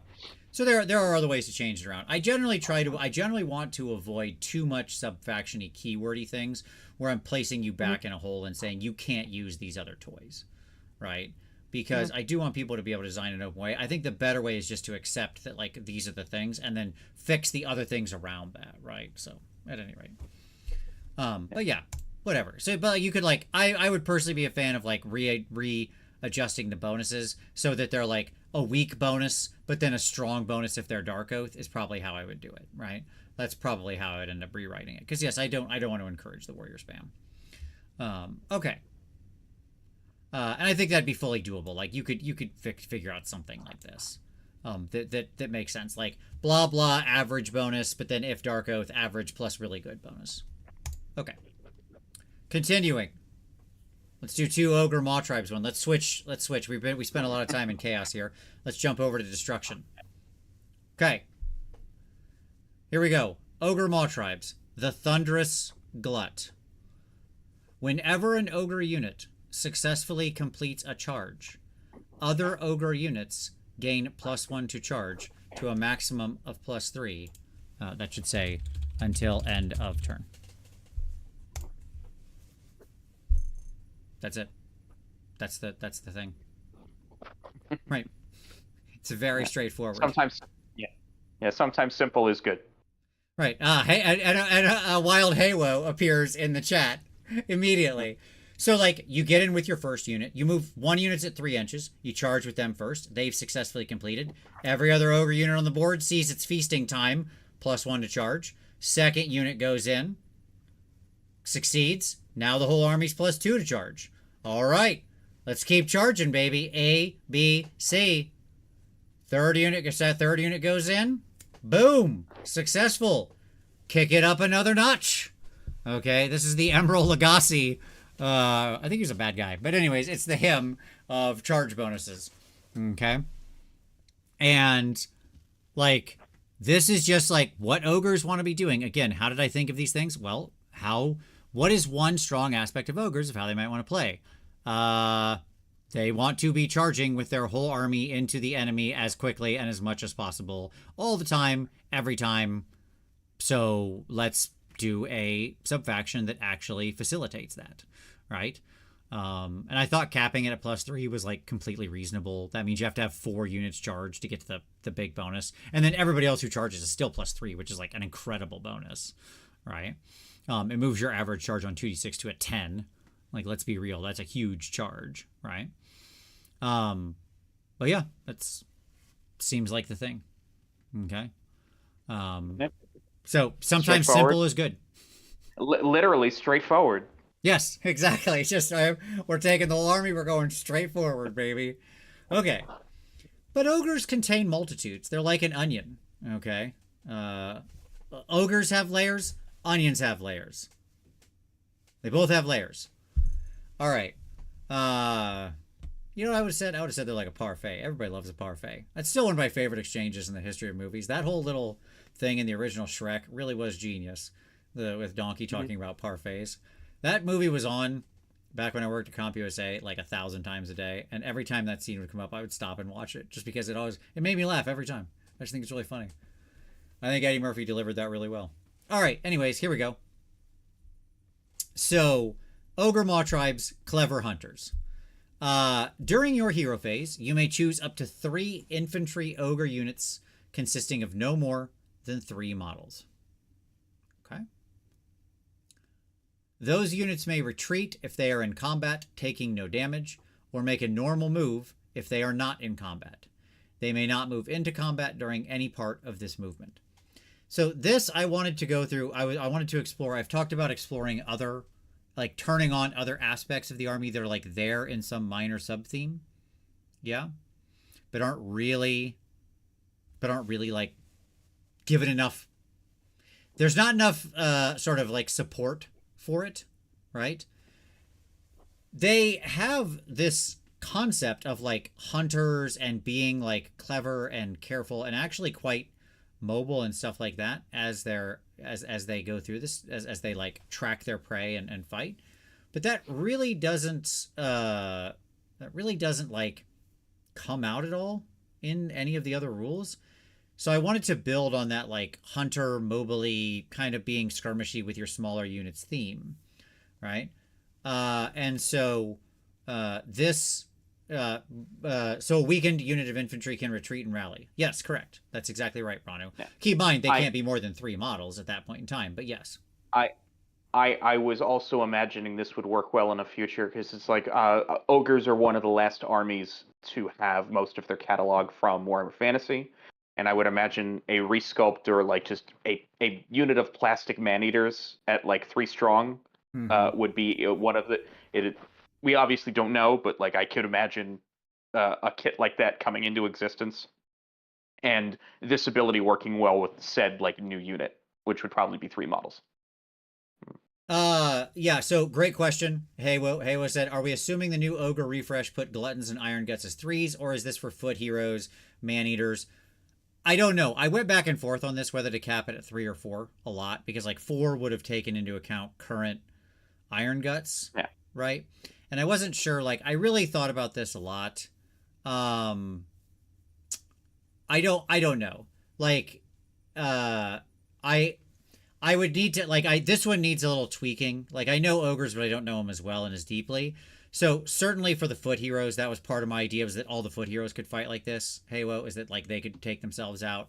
But also I thought of like reduced units, because it's not like 3 models max, is 3 models currently, right? So if like the Gluttons or the Iron Guts were reduced, then they could take part in it, that kind of thing.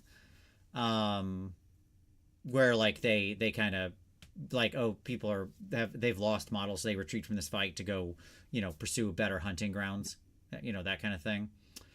I personally like the idea of keeping it more to the man-eaters and like the rangers of the army. Yeah, that's kind of what I was thinking of.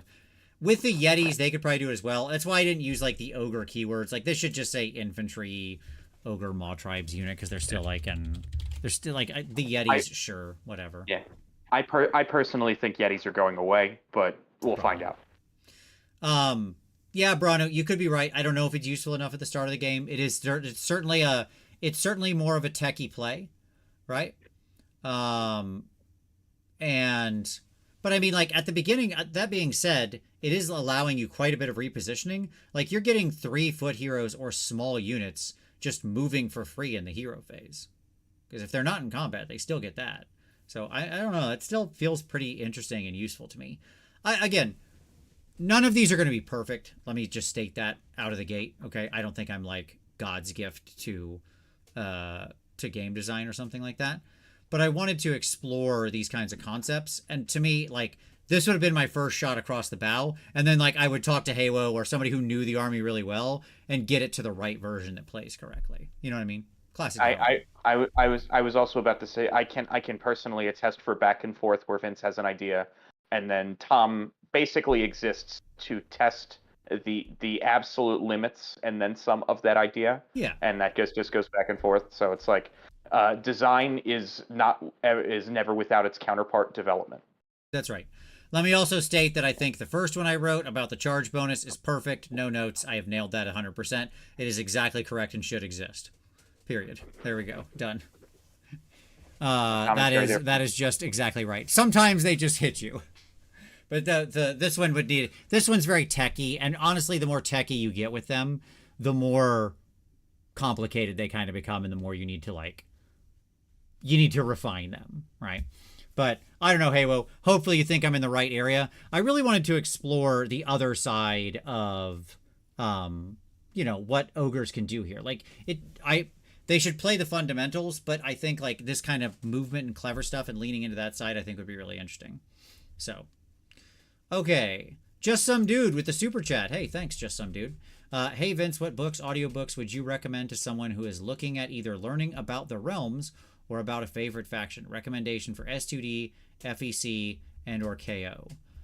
So KO has the Drecky Flint novel, which is like really good and would recommend. I haven't read it, I don't know, but somebody can probably say. But they did that book released, right, Marty, about what's his name? Usharan. Big Ush. Yeah, Usharan's book came out, right? Yeah.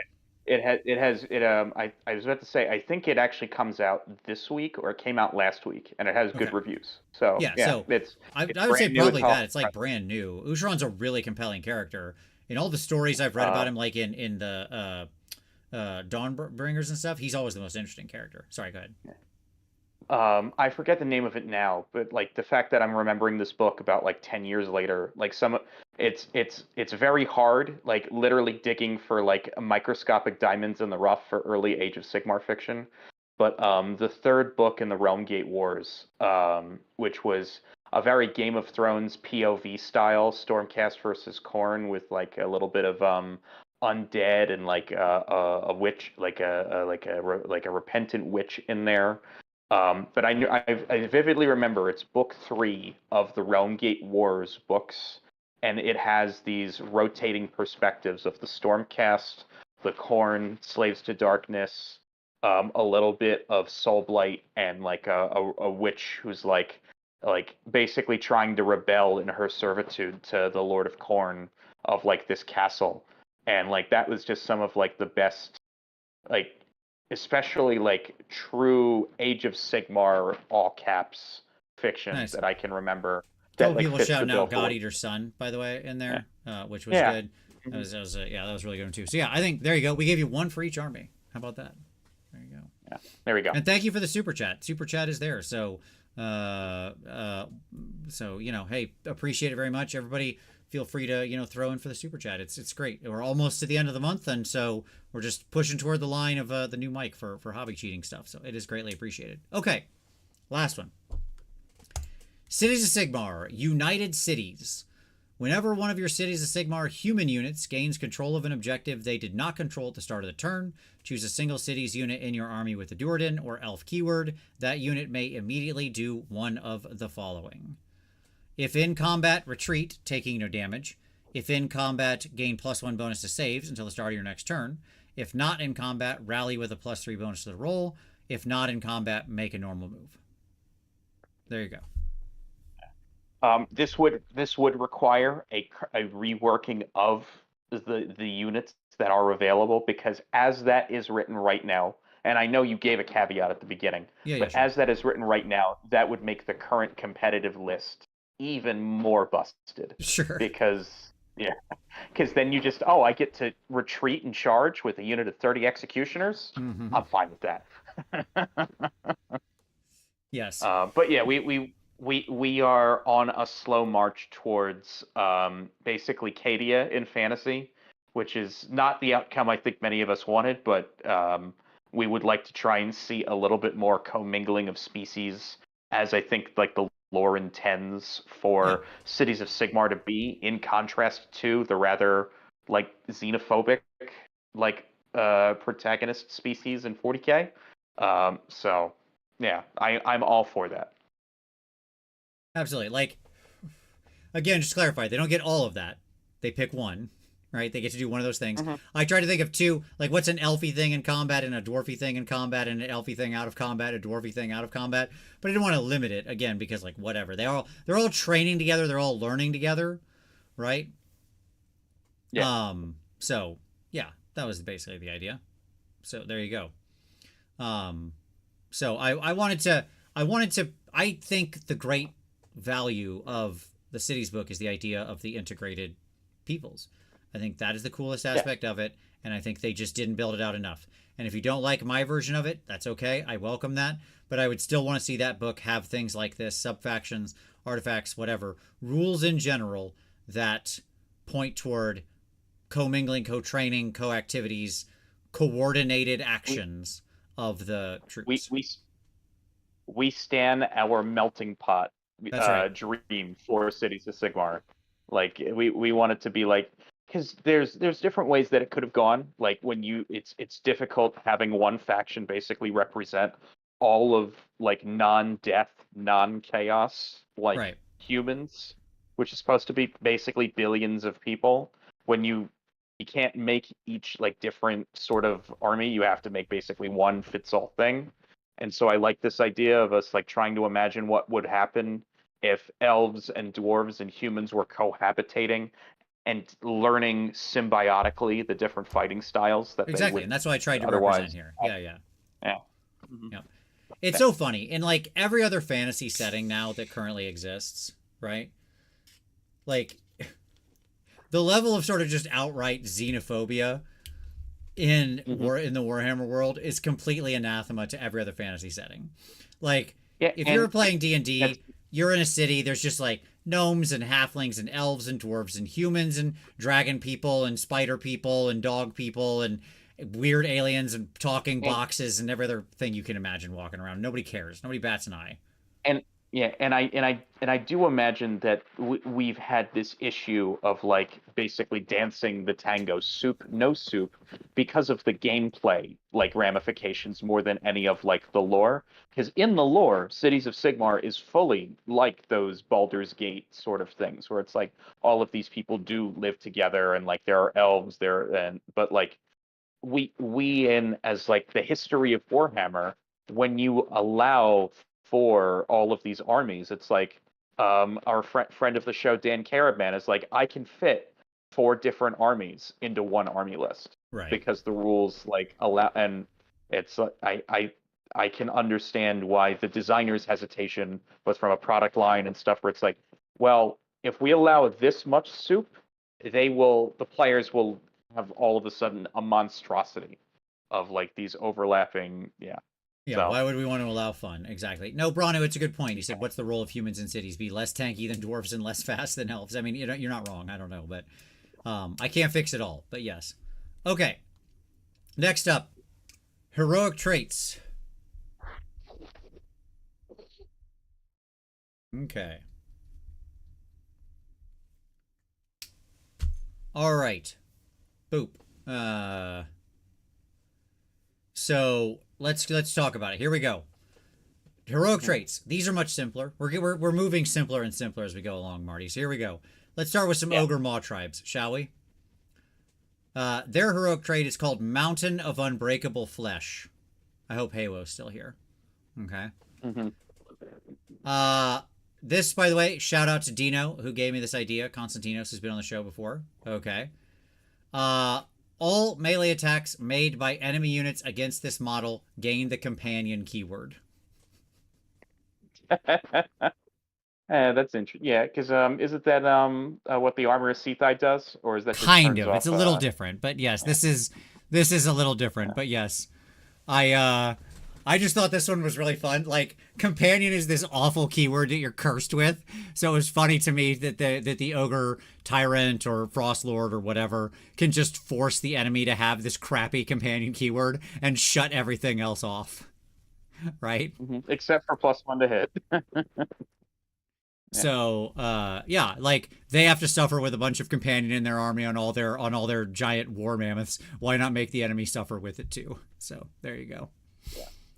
And obviously you can still shoot the guy to death and everything else, right? Like, okay. It's just melee attacks. So I thought that was very fun. Shout out to Dino. I really liked this one. I thought it was great. So at any rate, there you go. Daughters of Cain, Paragon of Slaughter. Choose a single weapon profile. That hero gains +1 attack, +1 to wound, and +1 to rend with that weapon. It's very easy. It's just bonuses. It's just be good at killing things. This is very good on, honestly, who this goes on best is like a Hag Queen on Cauldron or a Slaughter Queen on Cauldron. Two underloved heroes that have no attacky. There's like no attacky heroic trait you could actually take in the army, which is wild. In an offensive slaughter army, you do not have an offensive slaughter heroic trait. So I just wrote one.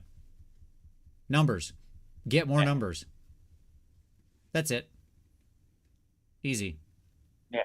I would like to see now this was in the wrong army when it debuted, but if you remember in CR, what was the taunting rule? I forget the actual name of the ability, but like you pick an enemy hero within 6 inches, they can only fight you. And so you do and I'd like to see that maybe in a more melee oriented army. And especially since we now have like in 4th edition, like everything basically has 6-inch threat, so it's like a little bit more but you can still do some control play, like maybe if it was like in Iron Jaws or something like probably Slaves to Darkness, but it's just like you pick an enemy hero at the beginning of any combat phase. You pick an enemy hero. They can only fight the model with that trait. Sure, some kind of play to the classic challenge, right? Yes, and it did not belong to Lewis when it debuted. Yep. All right. Slaves to Darkness, Dark Blessing. If this model is pledged to a god, then during each hero phase, the model gains the following. If you're pledged to Tzeentch, it's +1 to all banishment and unbinding.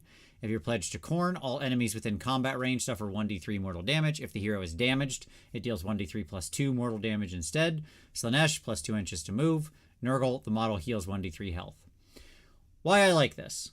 Because basically this would apply to not as many people as you think. This applies to like your Chaos Lord, your Chaos Lord on Demonic Mount, your Chaos Lord on Karkadrak, and your Demon Prince. And the only one who can start with the mark is the Demon Prince, so they're the most likely person to give this to, though not necessarily. One of the things, for the other people, it actually encourages you to pledge them earlier, right? Because they almost never actually take the pledge because you're always doing your other units in the first turn, since it's not until very late game. This actually lets them get some potential play in there. 2, I think it's really interesting on the Demon Prince, which is still an overcosted model for what it can do and actually achieve in the game. So this actually gives them some more interesting kind of tech. And yeah, so that's it. I just thought it was and you're pledging that unit, that hero, instead of actually pledging, your chosen or something, right, to get this bonus. And it also leans a little bit more into that sub design idea of main character, like it's like I call the Eye of the Gods, it's like main character points, like how many if I get 8. Yeah, and so it's like this is effectively like you are now making the person you're giving this to, if you're spending your command trait on this model, it's like they are the main character of the army today. Exactly. Yeah, so that's what S2D is all about. So I just thought this reinforced that, and it was fun. Okay. And then finally, Stormcast Eternals, Vengeance of the Storm.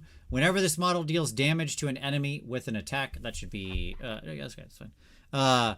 If any enemy models are slain as a result of those attacks, that unit suffers a -1 penalty to saves until the end of the turn.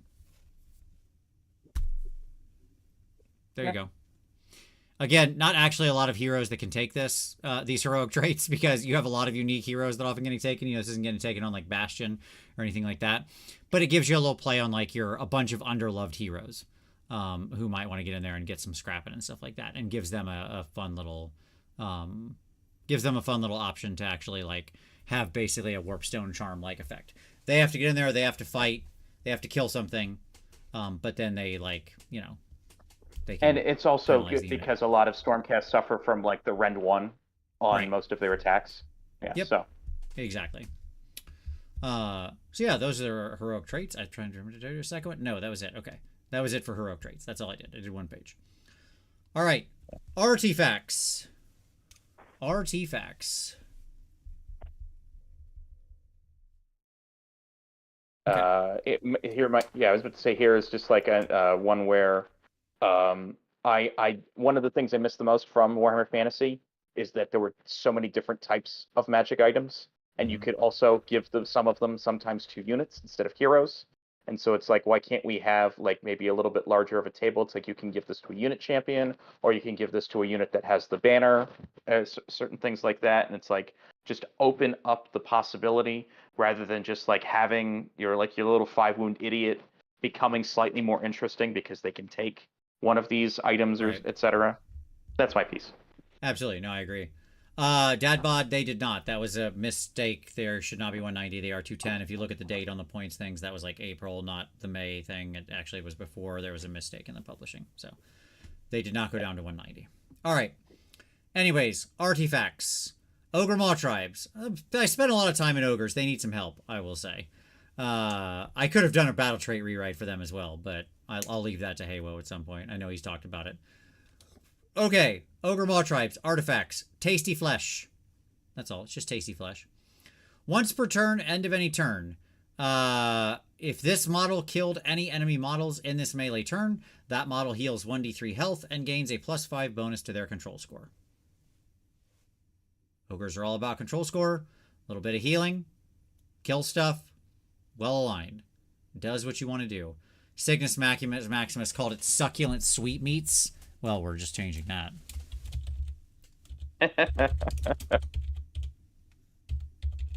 You win. It's a much better name. Yeah. Okay.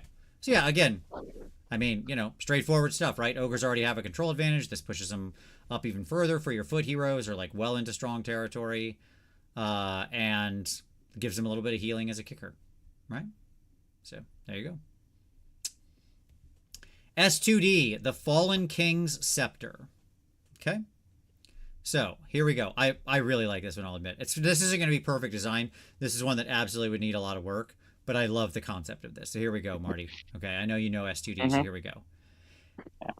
Okay, enemy units suffer a -1 penalty to hit this model. So we're just going to start there. That's just -1 to be hit. Okay.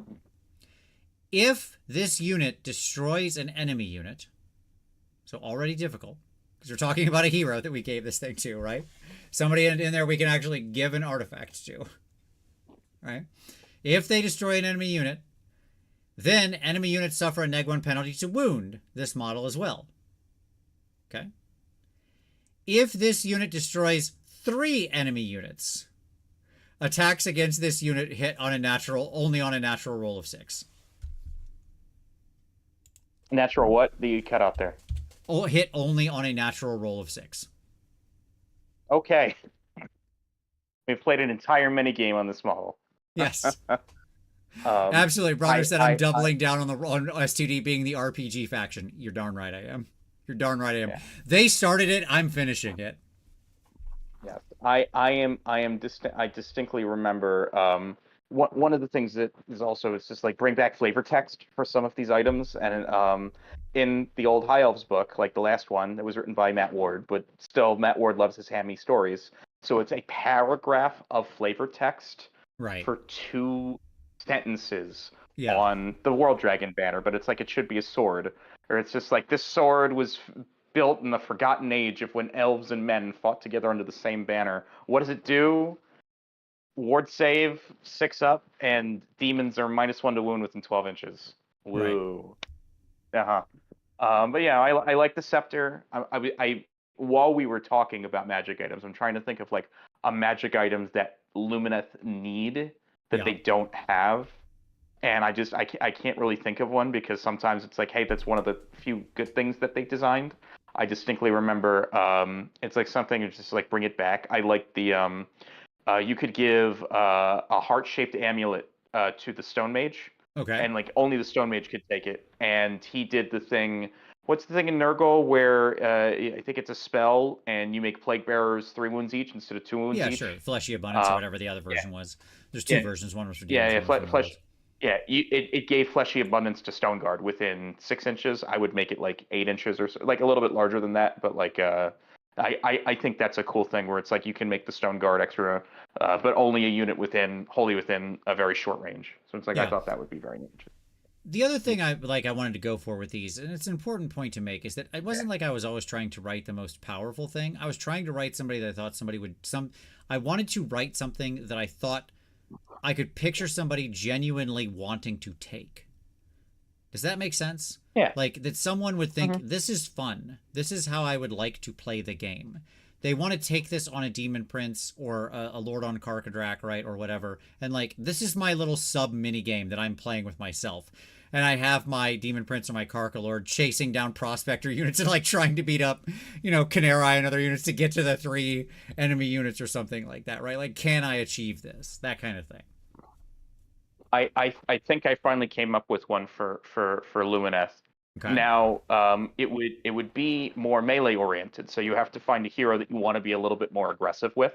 Okay. And we have a few of those, but not too many. And High Elves have usually been the magic police. Like, we're trying to go after like human or evil human wizards who are using magic improperly and disrupting the balance of like nature in the world. And it's like, pick an enemy model within 24 inches. If they successfully cast a spell and it is not unbound, your hero may teleport and end within X inches of them or something like that in their turn. Yeah. And so it's like all of a sudden you have the choice of a character basically getting to teleport across the table to presumably get closer to that character or something like that. It's just like you want to hunt one of those characters. It's like, and you could do tactical play with that, where it's just like, well, if you cast a spell successfully, my combat wizard's going to teleport, and he's going to teleport onto this objective that you have left unprotected or something. Yeah, it's within range. I dig that. Yes, sort of thing. Yeah, dig it. All right, next up, Slanesh with the pain amplifier. Silence, or you will live out the rest of your life in a pain amplifier. All right, so at any rate, don't mess with the Spacing Guild. That's what we're saying here. So, choose a single weapon. I had a feeling that was a Dune reference. It is a Dune reference. Yes, absolutely. It's always a Dune reference. I got one. Good job. No, that's not true. You said East Asian cuisine at the beginning of the episode. No, I understand. I'm always making Dune references in my head. That's what I'm saying. Okay. Choose a single weapon profile. The rend for that weapon profile increases by 1. Okay, simple. Just +1 rend. Very common bonus. If this model is euphoric, that weapon profile also gains +1 to damage. Easy. We're building on the base thing. We're making this, better, and so on and so forth.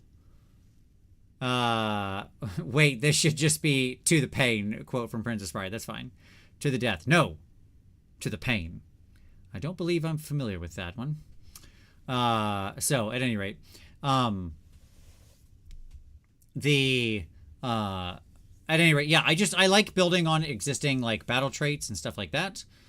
And so, again, simple. It gives a bonus. If you go euphoric, you get an additional bonus. There you go. Also, the Keeper's Sword hits like a feather right now, and to get its actual +1 damage, you have to give your opponent a stupid benefit for no reason. The dumbest thing ever. So there you go. Across the Pond says my partner stims, but I assume you mean like chant or like hums the Dune theme chant from the new movie when she gets uncomfortable. I hope you mean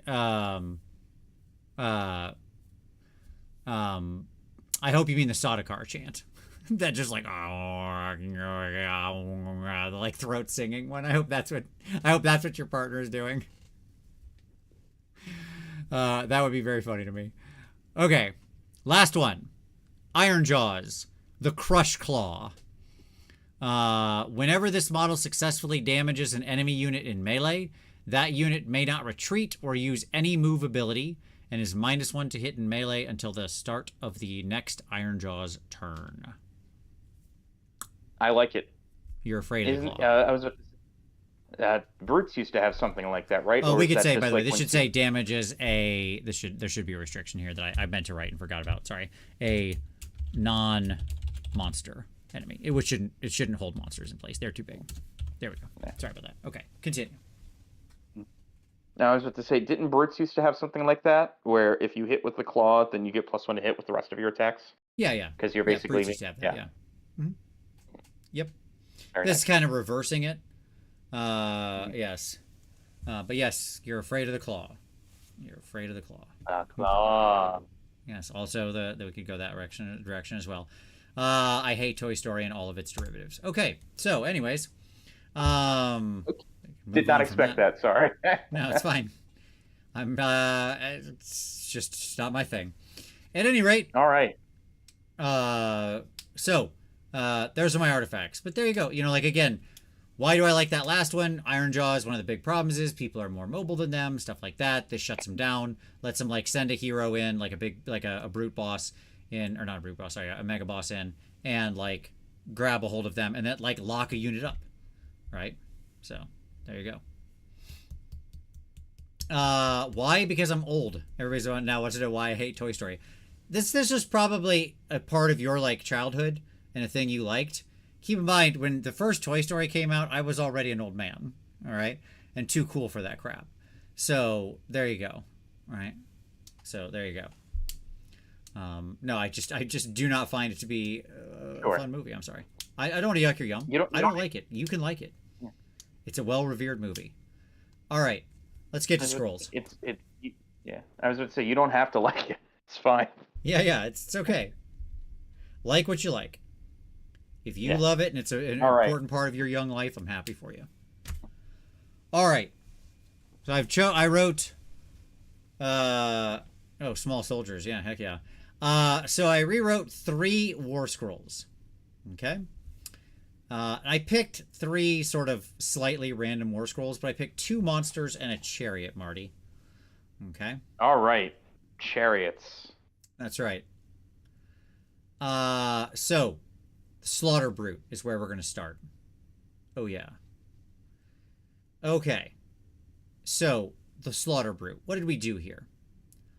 Well, first off, I kept his wheel the same. Still moves 10, 14 health, 4 up save, 5 control. That's exactly standard. On his actual numbers, I upped his rend by 1. Monsters should just be at like 2 rend. They're monsters. This thing is huge. Like, you've seen the Slaughter Brute model, right? It's big. Uh-huh. It's big claws. Yeah. It has big, sharp, grippy claws. That's rend 1? No. No, it is not. Stop it. Get help. Monsters are rend 2. Like, we're just starting there. If a monster is rend 1, it better have a real good excuse. It better be made of, like, goo. It was like a goo monster. Fine. Okay? But if it has claws and it's the size of a school bus, it's rend 2. Minimum. And then we added one more attack to the Mighty Jaws, and I gave it crit auto wound on the Mighty Jaws. That might have had companion originally. I don't know. I don't remember. Oh yeah, this guy has like companion period. I jettisoned that. Yeah. Because it goes away anyways if you're near the guy. Just get rid of it. We don't stop it. It's a monster. Right. It's a sentient thing. It's not a horse. Yeah, the whole bonded thing. It's one of the things, because we still have like all of the Warcry stuff attached to it, at least in spirit. It's like all of these pit fighting monsters, and it's just like, if they're not in the pit, it means that they're special enough to be like smart on their own and do not need to be treated like they're barely handled by another character on the table. Right. Exactly. My general belief is that all monsters, like monsters of significant size, like not, you know, I don't know, Wilder Fiends or whatever, or the Mind Stealer Spherangs. Monsters of actual size should all be basically 250 to 350 points. That should be the general range where they are. There could be some that are smaller, some that are bigger, but that's where we should start. Your average monster is in that range. So we're going to build stats that are worth it in that range. Okay? And when we get to these monsters that are just little weak, bad save punching bags that do no damage, they have no purpose. So we're going to build them with a purpose. All right. So what does he still have? I still left his battle damage. I could have gotten rid of it, but I left it. It's fine. And I left his Sigil of Domination, so he gets the +1 to charge if he's around his buddy. But that's all his buddy's doing now. It's basically like, it's not getting rid of Companion anymore. It's just making him charge farther, right? His buddy's like, get him. Which made sense in my head, right? He's got a master, and the master's like, go get that guy. And he's like, yes, boss. And he shoots off super fast. So I was like, okay. Right? Okay. And so, but then what I added is a new rampage. And I submit to you, Marty, that the key to making a monster any good is having a valuable rampage. Period. Okay? Yes. As a purveyor of Bellicor, I understand this. Yes, sure, absolutely. So here we go. The Slaughter Brute gets a new rampage, not this garbage he has right now. Instead, his new rampage is once per turn army, any combat phase. Blood-Drenched Frenzy. Okay? Declare, pick a visible enemy unit within this unit's combat range that has a health characteristic of 3 or less. So in other words, so we're hitting basically cavalry and infantry here for the most part, right? Brutes, most heavy cav, stuff, or not heavy cav, sorry, most regular cav, stuff like that. This unit gains +1 to hit. It should say that unit. Sorry, I forgot to add that in. This unit gains +1 to hit that unit. If this unit kills any models during this combat phase, that unit's control score is reduced to 1. So this does two important things. Moves that 4 up to hit, which sucks, down to a 3 up to hit, which is good, or at least okay, without needing to use all-out attack. And also makes him a control machine, right? Where he can actually go in, slam into something, because he's not going to kill it, even with his damage. He's just not. And lets him then actually threaten a point, right? He becomes, because he's got that long bomb charge at the 3d6, he can get an exposed point, hit something, and threaten to take it from them by sucking their control score down to 1. Yeah. Seems like a cool tech piece that suddenly would have a use in an army. And it's Slaves to Darkness are currently lacking really a centerpiece, because like Bellicor's technically a little too small, Archaon is too big, so it's just like, if you were to, and if you don't want to use like either of those, if you want to play like a normal game with friends and don't like frustrate the crap out of them, it's like, well, what's like the big monster I can bring? Oh, suddenly the Slaughter Brute isn't terrible. I can bring one of those. Right. Yep. Yeah. So at any rate, I thought that was a fun thing. So that's my Slaughter Brute redesign. Go ahead. I have a War Scroll. Are you ready for it? I'm ready. Hit me. All right. This is one where it's like, I've actually thought about it for a while. So for Lumineth, one of the things I would like to see, and maybe we will, I'm making a call based on like, they like to do top down where characters later inform the aesthetics of future units. Sure. And for Eltharion is a ghost inside a suit of armor. Yep. And I would like, if we had a unit of those. Luminets are kind of like Eldar more than they are like High Elves right now, where they're borrowing a lot of those tropes from like Aspect Warriors and stuff like that. Sure. And so I would have like a noble mirror to Wraithguard. Wraithguard are ghosts inside of robots. Sure. This would be the Zenith Temple. Like when you climb the Teklian ladder, when you get to the Zenith, it's like the Ancients in Stargate, where they ascend beyond corporeal form. And the general of the Lumineth army has convinced some of the Lumineth, the Ascended Consciousness, to come back. And you have a unit of 3 in a suit of armor, kind of like Eltharion. They have 3 main rules.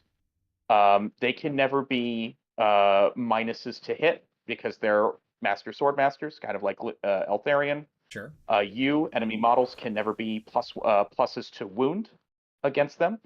Sure. And they're ethereal, so they have a 3-up save. That's it. course, they have no built-in ward. You'd need to give them a ward for like from a spell or something like that. And so it would be a unit of 3 with flying, but like limited movement, so probably like 6 or 7 inch movement, and then maybe like 6 wounds each or something. And maybe they can't be reinforced. So it's a unit of 3 relatively tanky guys who are just gonna move up ahead of the army, be relatively resilient to damage if you still have your castle where it's like, well, they're within 12 inches, they have the 5-up ward and stuff like that. Sure. And if there is a wizard hero within range, they can turn. They basically remember. Oh yeah, they see their former elves casting spells, and they remember. It's like, oh yeah, I remember being able to cast magic. At the beginning of the game, they pick one spell from the lore that they know, but they can only cast it while another Lumineth hero is within range. Okay, pretty cool scroll. Yeah, yeah, that kind of thing. Like, yeah. I'd love to see them explore design stuff like that, right? Yeah, I would like to see, like, because one of the, like, even from in prior editions, Lumineth have been, we've so focused on the Techlian half, which is more defensive, more magic oriented, not really in sort of an aggressive play style, and yet so many things from old High Elves have at least been hinted at in like art and like even like the hieroglyphics and stuff on the banner where it's like, are we eventually going to get that Tyrian stuff? I would like to see, even if we're not going to get that anytime soon, something which is like that sort of Wraithguard, like reliable, quasi-aggressive, and independent aspect of the army that can do some fighting while the rest of your army does its own shit. Yeah, it's cool. Dig it. Yeah. All right. My next scroll rewrite. Oh, this poor boy. You poor, poor boy. The Charybdis. That's right, folks. I wanted to give this sad model some love. Okay? So, what did we do? Well, the first thing we did is I moved his wheel. It's not an accident that it's the same as the Slaughter Brute, because I moved it up to be the same as the Slaughter Brute. So it went from an 8-inch move to a 10-inch move, from 12 health to 14 health, from a 5-up save to a 4-up save, and it's still in 5 control. Okay, great. All right. Then I moved him to Ren 2 on the Fanged Tentacles. See previous rant. Okay. And I gave him crit 2 hits on that as well, because he's got big Fanged Tentacles. They bite you. Crit 2 hits. Cool. Fun. Good stuff. Okay. And then the Crews, Goads, and Whips, I basically left the same, except I gave them crit auto wound because they're mean Dark Elves. So they have crit auto wound. Because, you know, whatever. Who cares? It's 2 attacks on 3s and 4s, no red 1 damage. Give them something, for God's sakes. Right? Yeah. Okay. So, this guy, we've got 2 brand spanking new abilities. He only has 1 ability on the scroll, and it's dumb and terrible. I jettisoned that right off just threw that right off the roof. And let's start over. Okay? First off, passive, Slimy Skin. I went and read the wiki article about this guy to like refresh myself. Yeah. In Warhammer Fantasy, it's horrifying. Yeah, this guy was like supposed to be really scary, right? Okay. So, Slimy Skin. Effect. When this unit is attacked in melee, attacking units do not benefit from any critical abilities of their weapons. If their weapons do not have any critical abilities, then that unit is neg 1 to wound for those attacks. There you go. So either you can't get like crit mortals or crit auto wound or crit 2 hits or anything like that against him, and if you don't have any of those, you just are -1 to wound. Okay? So there you go. And then his Rampage is once per turn, army, any combat phase. Declare, pick a visible enemy unit within this unit's combat range that does not have the monster keyword. Effect, roll a dice, so d6, not a d3, roll a dice. On a 2+, the target suffers an amount of mortal damage equal to the roll and cannot retreat until the start of your next turn. If any models are destroyed by this damage, this model heals d3 health. There you go. Because he gets you with the sucky jaws, the sucky clenching jaws. You can't retreat. Yeah. And it's a good mortal damage hit. Good, nice potential, 2 through 6 mortal damage. Right? And a little bit of healing for his fragile self. Monster, Order, Cities, Elf. There you go. Nice. This would be on the cheap side of monster still. This guy's probably, 250, 260 points, somewhere in that range. Perfectly fine. Yeah. I was about to say like 200 on the nose, but Yeah, I think he's probably up there. Like again, I bumped a lot of stuff up, and he's got some tech. So Yeah. there you go. Yes, it's a lamprey hydra, exactly. So I tried to play into that. All right, last one. This scroll builder I found, by the way, which is really cool. It turns the scroll purple when I picked Slanesh, which was neat. I appreciated that. Okay. So at any rate, the Hellflayer. The dumbest chariot in the game right now, has no purpose at all, zero reason for existing. I decided to try to give it a reason for existing. So what did we do? We gave it 2 extra inches of move, so now it moves 12. We gave it 1 extra point of health, so now it's got a health of 8. Other than that, I left 4 up save, 2 control. Fine.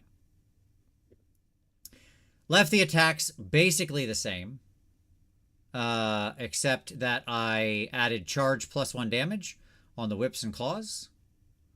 Okay. And I got rid of the companion on the axle blades. The actual, because why is that a companion? It's not a companion. It's the machine.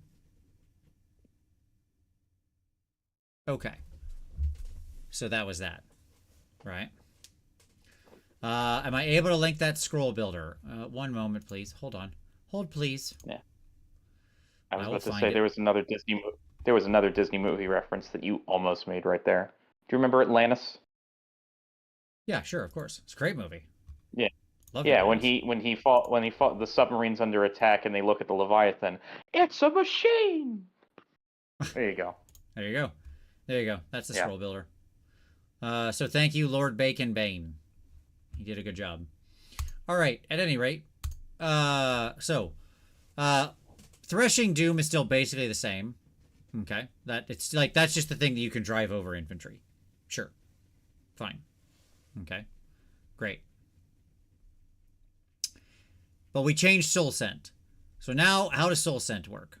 Because it used to just do some dumb crap, like some minor mortal damage, and then give it a 5-up ward, which, like, no. Going from a 6-up ward to a 5-up ward, that is not helpful. This unit is still dead. It has 7 health and a 4-up save. Stop it. Okay.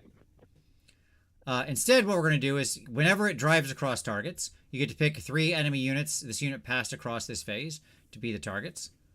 And on a 2-up, that shouldn't probably be any combat phase. That shouldn't be there. Sorry, that's the wrong phase trigger for it. It should be movement. I just forgot to change the text.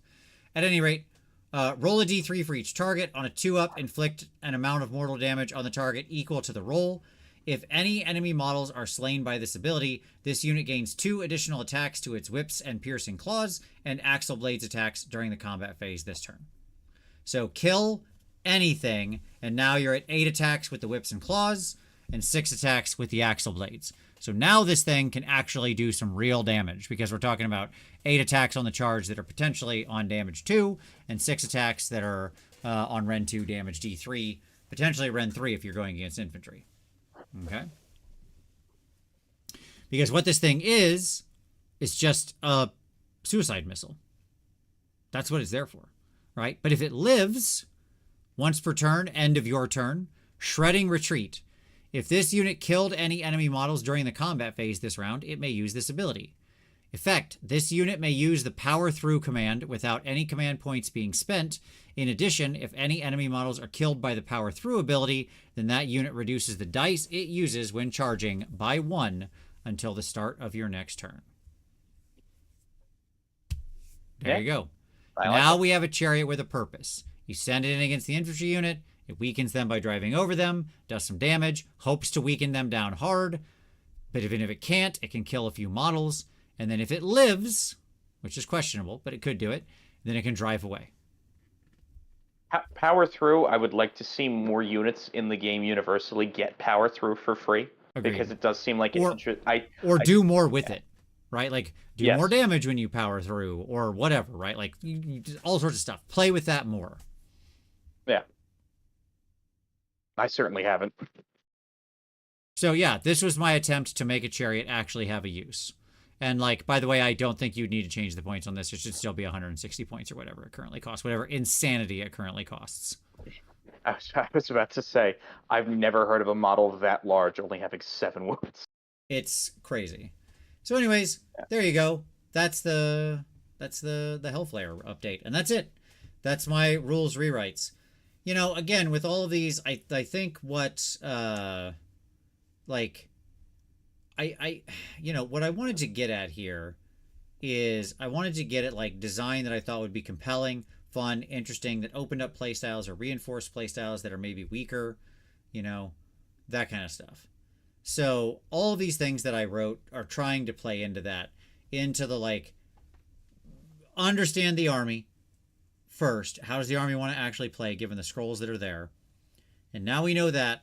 Let's build artifacts, heroic traits, battle traits, subfactions that either express that and reinforce that, or open up new avenues where you can play into a minor concept there, all while having fun as the guiding North Star, right? So there you go. Yeah, I think after all of this, I think I understand what you're looking for better. It's like we're not just trying to fix holes or errors. Right. We want to create interesting avenues of play Yes. that might fit the themes that these armies are trying to express a little better. That's right. That's right. Yeah. Trying to really move the paradigm of what these things are. So I just wish, like, I hope, hello GW, this is now for you. If you've gotten this far, first of all, thank you. I really appreciate you watching this far. Secondly, I hope this inspires you in how you think about this stuff in writing these abilities going forward. Like, too many abilities are just underwhelming and not having fun as the North Star. I submit they just don't. So you're welcome to take any of the things I've written today and put them into any future books. I do think that ogre one should absolutely go into the ogre book. I think it rules. The companion one. Okay? So there you go. That's my thoughts. Marty, any closing thoughts for you? Yeah, I think the moral of the story is that fourth edition in a lot of ways is sticking too close to the sort of gameplay loop that Age of Sigmar has always had. And as we get more streamlined, it's like it's time to be more interesting with how armies have their relationship with that gameplay loop, rather than just like attack, do damage, maybe fight twice. Because it's like how many abilities do we have where it's like, all right, the Chaos Lord charge a fight and then fight immediately, like the chain activate with like a hero, Yeah. or just a unit fights twice and the second activation is fight last. And it's like And there's those are really good. so much more space we could explore, right? Just so much more. Yes. Yeah. Yeah. So yeah. As we wait for more news and content, it's a good opportunity to have discussions like these. Sporadicus said, would you ever do a show with user submitted war scrolls, either your favorite or just judging some? And Cygnus said a war scroll roast. Potentially. I need to think about how I would facilitate that, but yes, potentially. That sounds like fun, as long as people don't mind me like absolutely shredding their precious babies that they create. So, as long as you're willing to open yourself up to public critique from not just me, but all of the internet, then yes, I have no issue with it. So, make sure you've got a thick enough skin that you're not going to feel hurt when people don't like your stuff. But I would, of course, extend to you all the same grace that I hope you extended to me. Of like, I'm not going to bust anybody's chops on, oh, wait, that rule isn't written exactly correctly. As always, like, I would certainly give everybody grace. I don't expect everybody to write in like perfect GW weird syntax. That wouldn't be required. So yeah, I think we'd probably have to do it through Twitter or Blue Sky or something like that. Yeah. Anyways, hey, Marty, thanks, buddy. I appreciate you being here tonight. Thank you for having me. Oh, and people can find me on Instagram foremost, at The Wandering Prince, or just me, Martin Orlando. Trying to get to big number 8,000, hopefully before the end of the summer. We're at like 7,940 or something like that. Oh my gosh, go give Marty a follow at The Wandering Prince. Hook it up. While you're over there, if you're not following me, there you go. It's all up there too. So follow that stuff over on Instagram. Yeah, exactly. There you go. That's right. It's at Warhammer Weekly on both Twitter and Blue Sky and Instagram. It's all Vincent Venturella on there because I'm not creative. Anyways, thank you all for watching. We really appreciate it. Do not forget the Art of Kickstarter is still going on. As I said earlier, check it out. New books. Very excited to bring the Art of Book to all of you, showing my journey in this hobby in YouTube, in army painting, in display painting, and everything. And you get a bunch of personal biography stories as well. Just so, for hopefully fun and comedy, as well as some instruction on how I think about painting models. So go check that out. Don't forget Snarlcast, Uncle Adam and I's podcast. It's linked down there. Give us a sub if you haven't already. Speaking, if you want more game design, that's more game design. That's Adam and I talking about indie games and indie game design, what we like, what we don't like. We got some great episodes coming out. It comes out every other Monday, so do go check that out. 6 episodes out right now. Go sub that up. There may be another podcast opportunity in the future. I'm not saying anything. I'm just saying, who knows? Who knows? Things could happen. I don't know. At any rate, and pay attention, because at the end of this month, Uncle Adam and I's newest game will be releasing. Stay tuned for more hints on that. But of course, there's also our merch store down there. There's affiliate links down there to pick up your hobby supplies. That's really appreciated, using that stuff. Doesn't cost you anything extra. Usually saves you money. It really does help the channel. Thank you to everybody who super chatted. There's our Patreon down there. All that stuff. Thank you so much, everybody. That's enough spruiking. I will say thank you to Marty. Thank you to everybody who commented. All the great feedback. And as always, as my mouse fails to move, as always, we'll see you next Wednesday.